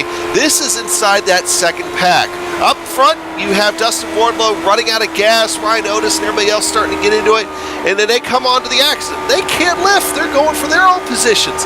You see Samuel Ryman go underneath just about 2-3 cars, just right there, and he's going to cross the checkered flag without a scratch on that GSRC machine. So, great run for Sammy Ryman. And how about where he finished? Well, let's go ahead and talk about that finishing order here real quick. Big Joe Hassert coming away with the win here for tonight. He's going to finish in P1. Christopher is going to come home in second with a final finishing time on that of 38 thousandths of a second. Adam Blocker right back behind them. Jake Wright, your championship winner for 2017 in fourth position. And Samuel Ryman was able to go underneath cars to finish in fifth position. All right, so for the back half of this top five, let's also talk about where they started. Samuel Ryman started in 29th position here for tonight. Pierre Daigle finishing 6th. He started in 26th position. Matthew Mercer, he finishes 7th. He started in 27th position, didn't even put down a time. And Robert Blewett, he started in 23rd. How about Brian Beard, another guy that didn't put down a time, started in 31st position, come home 9th, and Rory Collins started alongside him in 32nd position. He's going to come home 10th here for tonight. Tanner? Yeah, Mr. Ron Hacker is going to finish in 11th tonight outside the top 10. Joe Branch is going to be the last car on the lead lap in 12th. Had a great showing up towards the front, battling for that top spot. Dustin Wardlow, who ran out of gas, is going to officially finish one lap down in 13th. Tony Schoen finishes 14th. 15th, Ryan Otis. Drew Motz in 16th. 17th, Michael Goodman. 18th, Jason Galvin. His strategy did not pay off due to that second caution flag that pinned him a lap down. Unfortunate for Jason Galvin. Vincent Blumenthal in 19th, and rounding out that top 20 is Mark Amok. All right, so going to 21st position, Scott Bolster and Ed Tutwiler. Remember, attrition wasn't a huge thing in this race. We only had ultimately 2 cautions. So Andrew Kinsella, Frank Beazer all finishing the race 2 laps down. George Anzaldo also coming back to finish this race. He finished 12 laps down after some connection issues with him. Del McKenna come home in 26th, had that unfortunate contact there with Ryan Otis. Jesse Vincent in 27th position. Mitchell Bowler in 28th. David Altman in 29th. Not where we're accustomed to seeing David Altman finish. Ian Adams coming home in 30th, and I'll go ahead and round everything out here real quick. Bob Mikas in 31st, not able to come home with any luck here today. Chris Lanini as well. Chris Lanini actually ended up on his lid. Brian Greenlee coming home in 33rd. David Cordy on the grid, but he's actually one of the race admins here for tonight. He was kind of controlling the show out there behind the scenes. So obviously, big thanks to him. We don't ever really give him enough thanks out there. So thank you to David Cordy for making sure things ran orderly. All right, so here's how we're going to do it here for tonight. We're going to go ahead. We're going to talk to your race winner. We're going to talk to the podium. Then we're going to talk to the champion. And we got some other guys in there that want to say hi, and we'll get to them as well. So first, let's go ahead and bring in Big Joe Hassert, coming away with the win here for tonight's Big Joe. And I think Tanner is going to catch up with him. I've caught up with Big Joe in Victory Lane tonight, and Big Joe, congratulations on your first win of the Lionheart Retro Series win of the season. Even though it was a dismal season, it's always great to finish the season out on top. Take me through that last lap. What was going through your mind, and what did you have to do to try to play defense to keep that race lead? Okay, there he is. No, I am, yeah. I was just tunnel vision. I didn't care what was happening behind me. I looked up in my mirror when I saw Dustin drop back because he was on my outside most of the time. But that last 15 laps, I was just hoping that there wasn't going to be a yellow during those 2 seconds on the front and the back stretch where the outside car pulls ahead. So you kind of needed a little bit of luck, but I knew if it was going to the checkered flag, I was probably going to take it. Yeah, this has got to feel a little bit of redemption for you for Indianapolis. Last time, that's an understatement. The last time you led a good amount of laps was at Indianapolis. But I tell you what, there's been a lot of other races this season, like Gateway and I'm sure Pocono and Michigan, another one on top of that, where you've been really competitive. I truly believe you're one of the fastest guys out there. It's just the finishes haven't been piling up. Take us through through the race itself today. It's got to be a little chaotic drafting like this. And how do you plan your pit strategy? Were you saving gas at all during at any portion while drafting in this race tonight? Yeah, we figured we could. I figured we were in like the low 40s for fuel, but once I saw that fuel number at 50, it kind of set what the rest of the race was going to be like. And we had that caution, and there was 105 left, and we're like, well, we better pit now because we can easily save 2 laps. I mean, this is like basically racing at Daytona. It was super easy to save fuel, but it turns out Imperial gallons were a lot harder to save than regular gallons. So I think I had barely enough. Once I saw everybody peeling off with like 53, 52 to go, I'm like, I don't think they can make it. And then me and Ryan Otis, we made it with 51, and I came out of the pits there. I was able to keep up with the pack. Had a bobble coming out of the pits and got in the grass. And kudos to Tony for missing me. It was great on his part. But I was able to save fuel. And once my fuel number hit 0, I was balls to the walls. And I think Ryan might end up being short because he was running up front the whole time. I was kind of surprised when he gave me that corner with about 15 to go there. But I just figured he might have been short on fuel. So it was definitely a lot of strategy. It finally got some good luck, I think. So it was a long year, but we got some momentum now. Got my computer all top shape and updated, so I think there's no problems there, and we'll have an off season to reload. I think this is a sign of good things to come for you, Joe, in sim racing, and there will definitely be more victories under your belt. That is a true fact right there. I can guarantee on that one. As good as a driver you are, I've had the opportunity to race with you outside of Lionheart IndyCar Series, and you're a whale of a driver, man. Any future plans, though, as far as sim racing, since you do have the computer top notch now? I've pretty much just been running this in both the Lionheart series. I've ventured over into PRL a little bit. I don't know what my future is over there. Obviously, you know how far I've come as a driver, because when we used to race on Xbox, I was terrible. But it's been a few years now, and I've grown up a little bit and learned how to drive a car. I think steering wheel and pedals help over controller. But yeah, I think if we don't have any problems with the computer, if I can work on my road course skills, I can compete for a championship. I'd like to see myself as a goal, maybe top 5.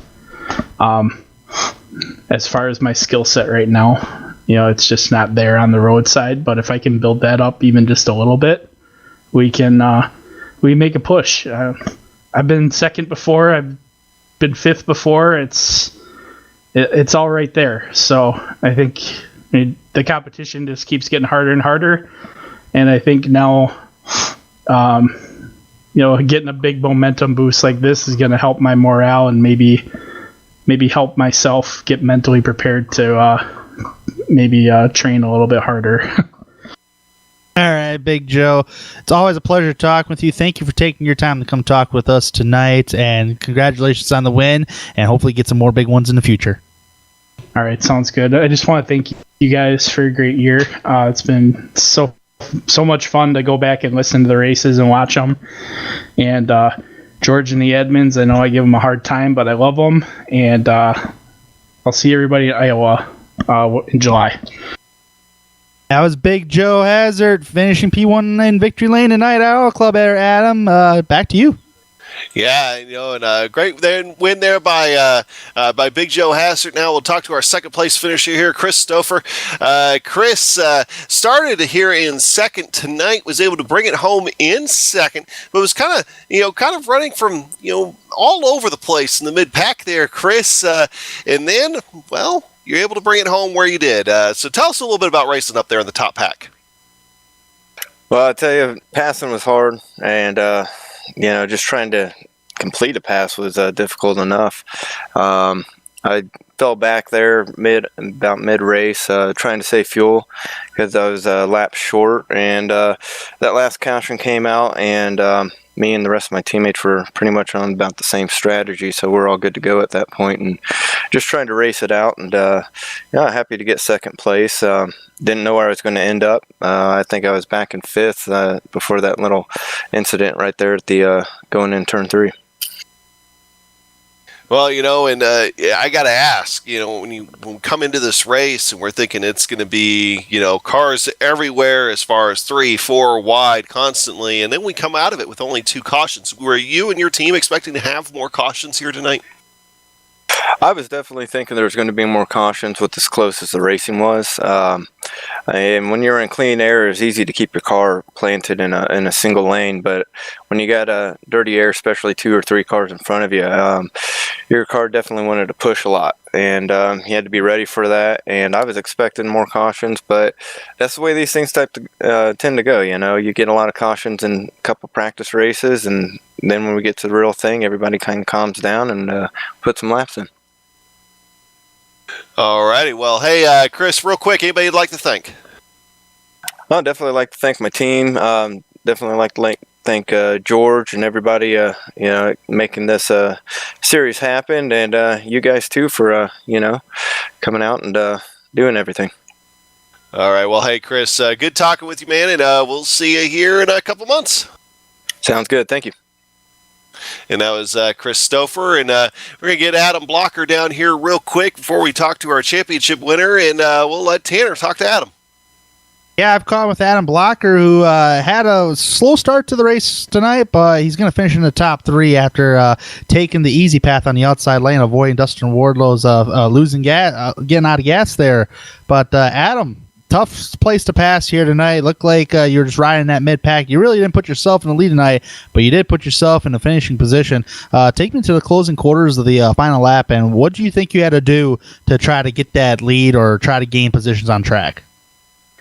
Well, yeah, most of the race I was just taking it easy, going behind people, just saving fuel, not even going full throttle, because it was going to be a fuel mileage race for a long time until McKenna and Otis got together and caused a caution, which was unfortunate because I think me and my teammates had an advantage because we were all going to make it on fuel, and I think we would have had a really good result.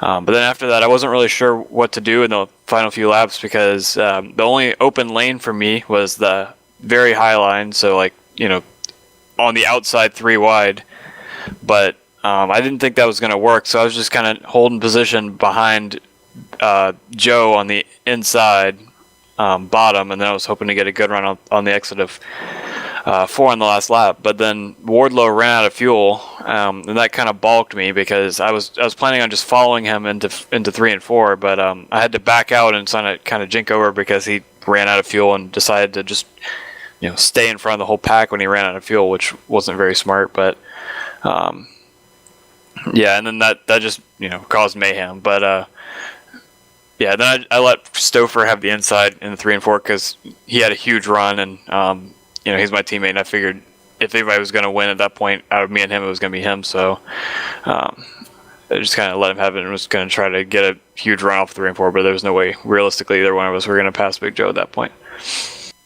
Yeah, absolutely. And I always find you as a contender no matter where we go here in the Lionheart Retro Series. And if you plan on doing any future open wheel stuff like this, do you find yourself being a true championship contender? I mean, you probably do, but what are your thoughts on that? Maybe trying to go after Jake Wright in the future.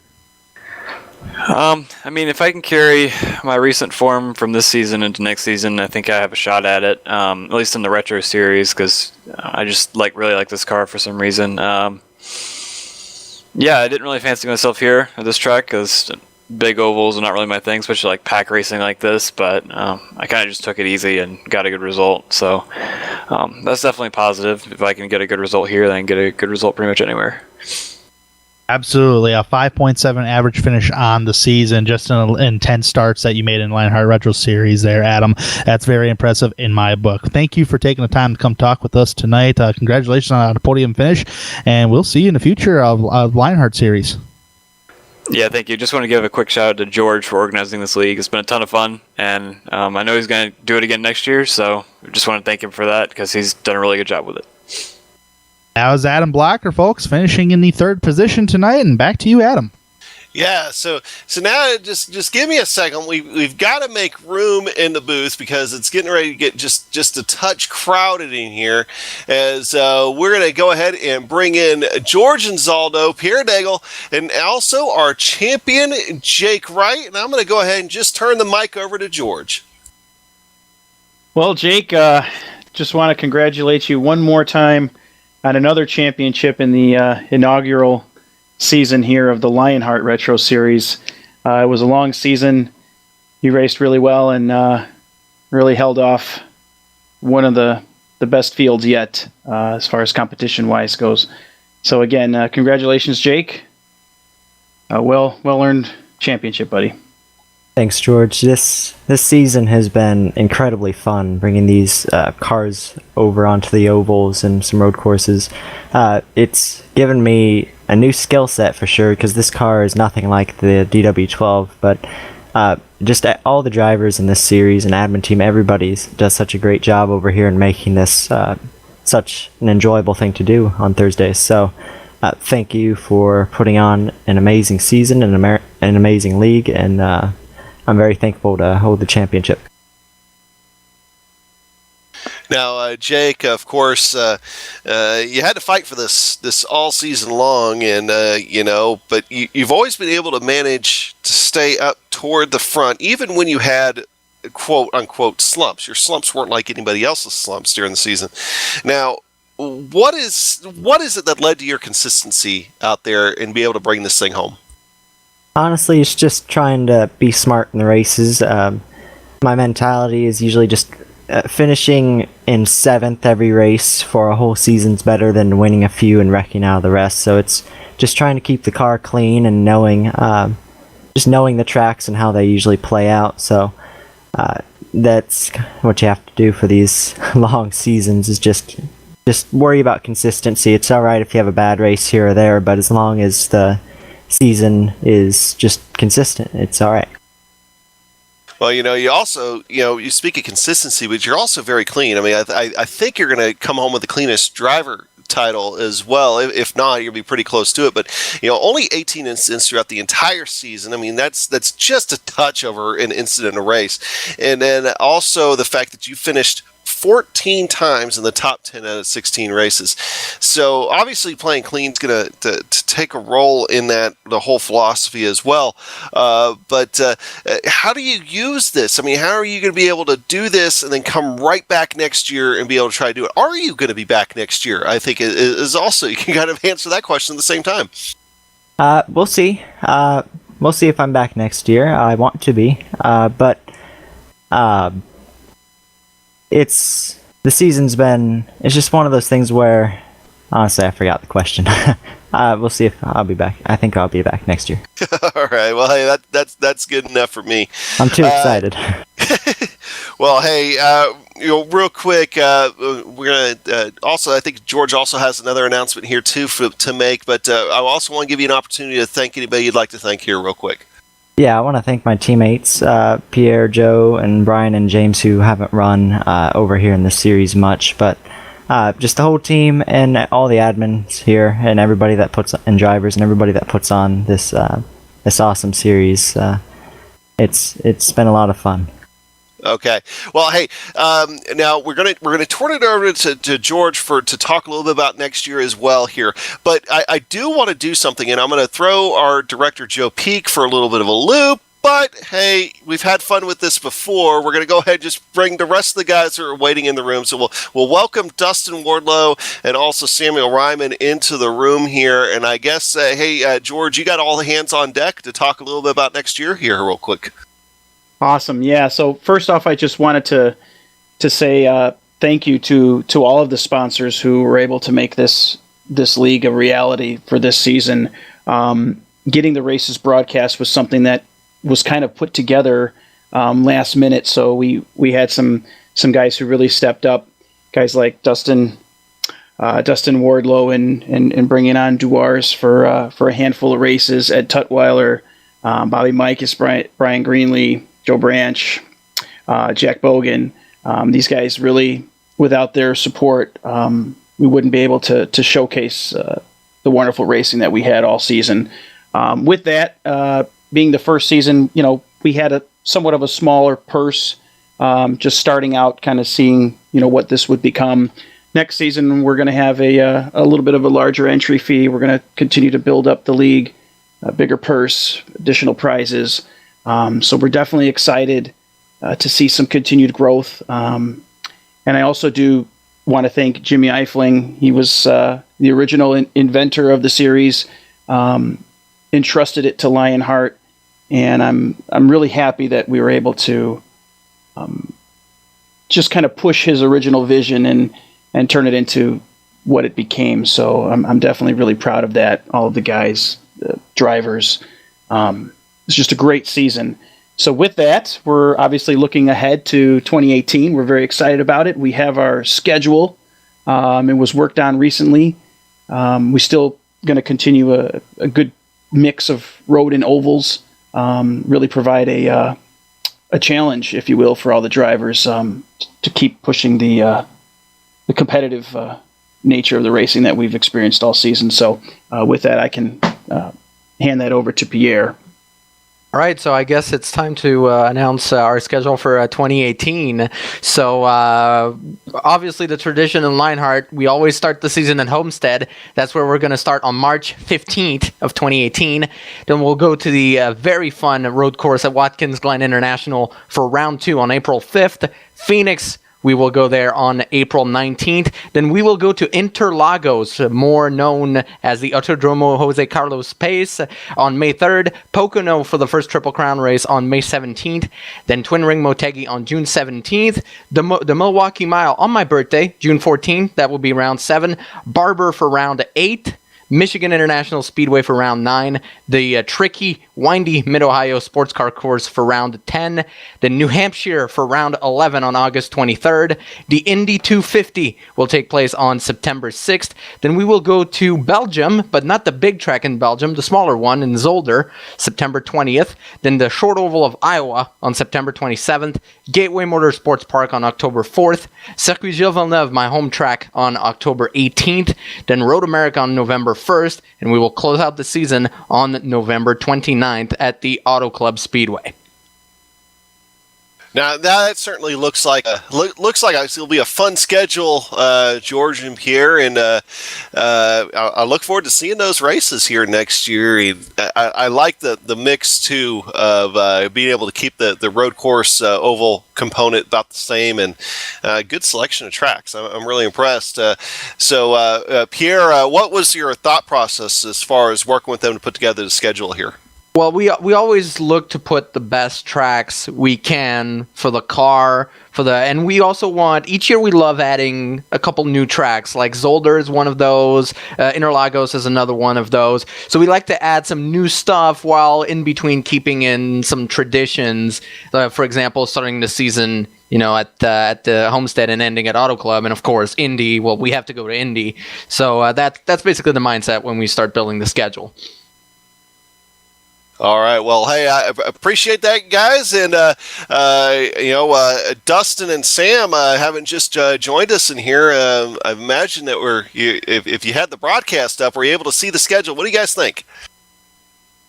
Oh, I like it. I like a lot of road courses, though. But this, I think, is a decent split. And if it mimics, like the kind of split as we had last season, I'll be pretty content. It's great. These guys do a fantastic job of putting this stuff together and organizing everything and enforcing rules and taking on the heavy lifting.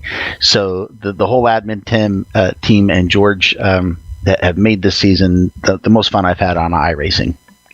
And let's give these guys all credit for making a good schedule the first time around. It's easy to forget that this is the inaugural season of the Lionheart Retro Series, and the fact that, there are a lot of similarities between the schedule that we had this season and the schedule that we're going to have next season, I think really speaks to the organization of this league and the fact that they were able to make such a diverse and solid schedule this first time around. Well, hey, Dustin, I got a question for both you, Dustin and Sam, here, real quick. Dustin, of course, had when did you realize that fuel was going to be a problem for you at the end of that race? Well, I started running in fifth gear and pushing in the clutch around the turns and doing all kinds of things, trying to milk it, and I was able to get it down to just 1/10 short, which I thought I would make up on that last lap, but I didn't. So I probably rolled around there for the last 10 laps trying to manage fuel. Oh, I got you. At the very least, though, you had some highs for the season for sure. Definitely some lows, but are you going to be back around next year? Absolutely. I hope to make the next season a little bit better. I did have a lot of trouble this season and just got lucky a few times to help with the standings and everything. And nothing like blowing it on the last lap of the last race of the season there. I was afraid to dart down. I've been told for 2 hours that I had someone below me. So I was very skeptical about darting down when I was out of fuel. So I was just hoping to hold my line and that everybody would get around me. I didn't mean to cause that fiasco. So definitely nowhere to go but up next season.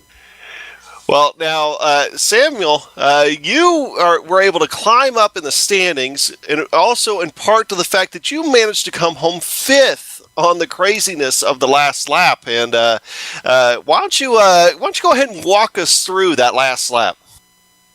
Well, first off, the best news I've heard since being in this booth is George Anzaldo saying payouts will be increased for next season, because after all that, I finished 11 points shy of 5th place in the points. But you know what, Travis Dregeline, the driver who did get 5th place in the points, kudos to him. He had a solid season, and unfortunately, for whatever reason, he couldn't be here tonight. But yeah, that final lap, we had a second pack going on. I've got to confess, I haven't checked on the broadcast yet to see how much airtime it got, because I know the lead pack in that last 17-lap stint was quite frantic too. We had a second pack from about 9th to 15th positions. We were all squabbling for position there. I was going to finish somewhere between 12th and 14th. And I want to thank Dustin, even not for causing the wreck, but for calling out the fact that he was out of fuel, which in my case, and I think other drivers in the second pack, glance, they could pay attention to not only the cars we were racing alongside, but what was going on in the pack ahead of us.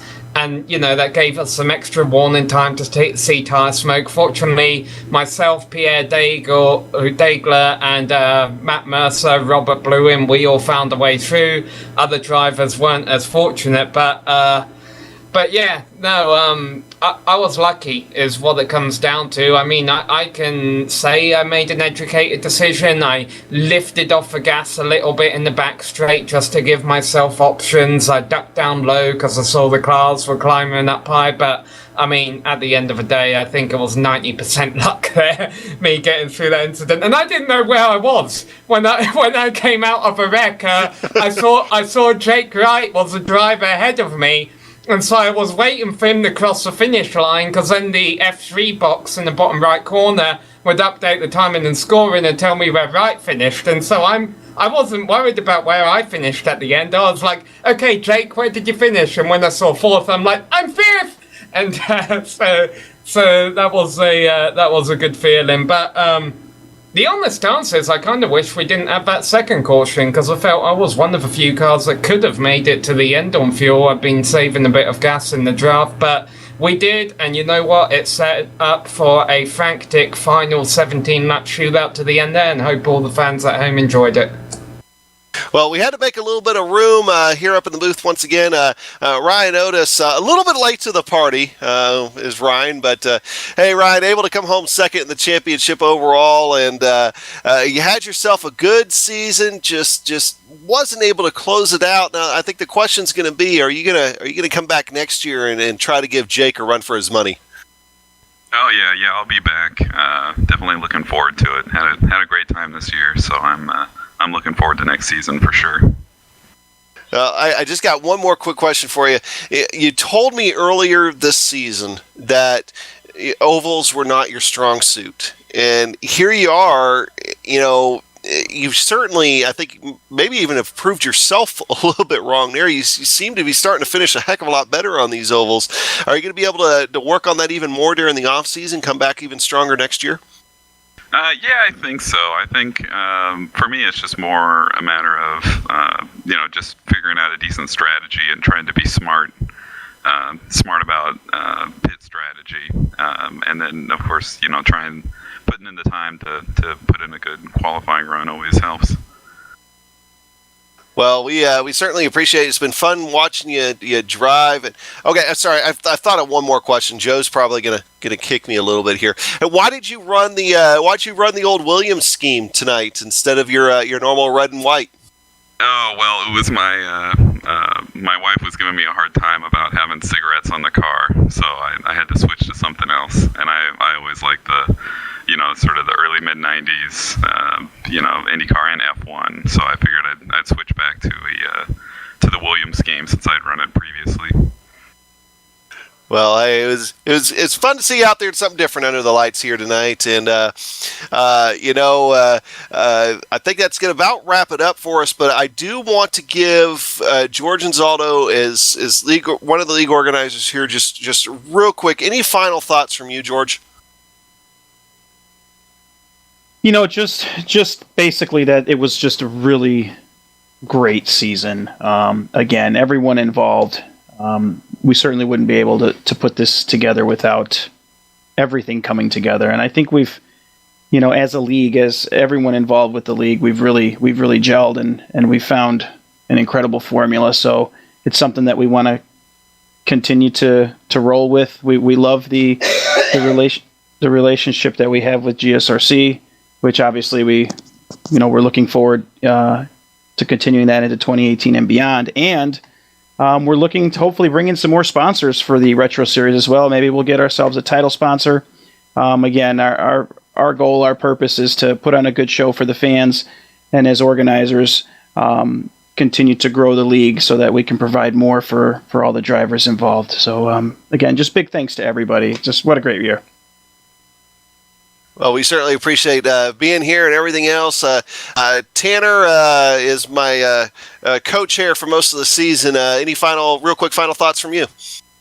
Yeah, I've never really was a big open wheel fan until I've heard the word Lionheart on iRacing, and watching you guys on the GSRC and also being up here in the broadcast booth calling the races have really turned me into a big fan when it comes to open wheel racing. I'm a bigger fan of Lionheart than actual Indy cars on TV. So you guys put on a phenomenal show every single week, and it's just a great honor to be up here in the booth calling the action for you guys. Well, with that, I guess it's time for my final thoughts of the season real quick, and that's what a terrific season for the most part. We had a little bit of tragedy, a little bit about 3/4 of the way in, and everybody had to overcome it as far as all the drivers and everybody else. And with that, we have to think about Patrick Taylor, and obviously want to let his family know that everybody at Lionheart Series and here at GSRC are still thinking about him. And that's still I think kind of gets everybody a little bothered by that. And that's just one of those things. But we're able to celebrate a champion here for tonight. We're able to celebrate a great race and a great inaugural season for Lionheart. And with that, we'll close it out. So there we go. So with that, I want to thank the organizer, Lionheart. Go ahead and check him out, LionheartRacingSeries.com. Hey, George Anzaldo is bringing up more sponsors next season. I think it's because he doesn't want to sponsor these races himself. We've got to thank him for sponsoring the race here tonight. Thanks to the software and hardware that we use for our broadcast. You can see they're listed on your screen. Additional thanks to our musical contributors, Erica Coleman, Casey Lalonde, whose music you can find at the websites listed.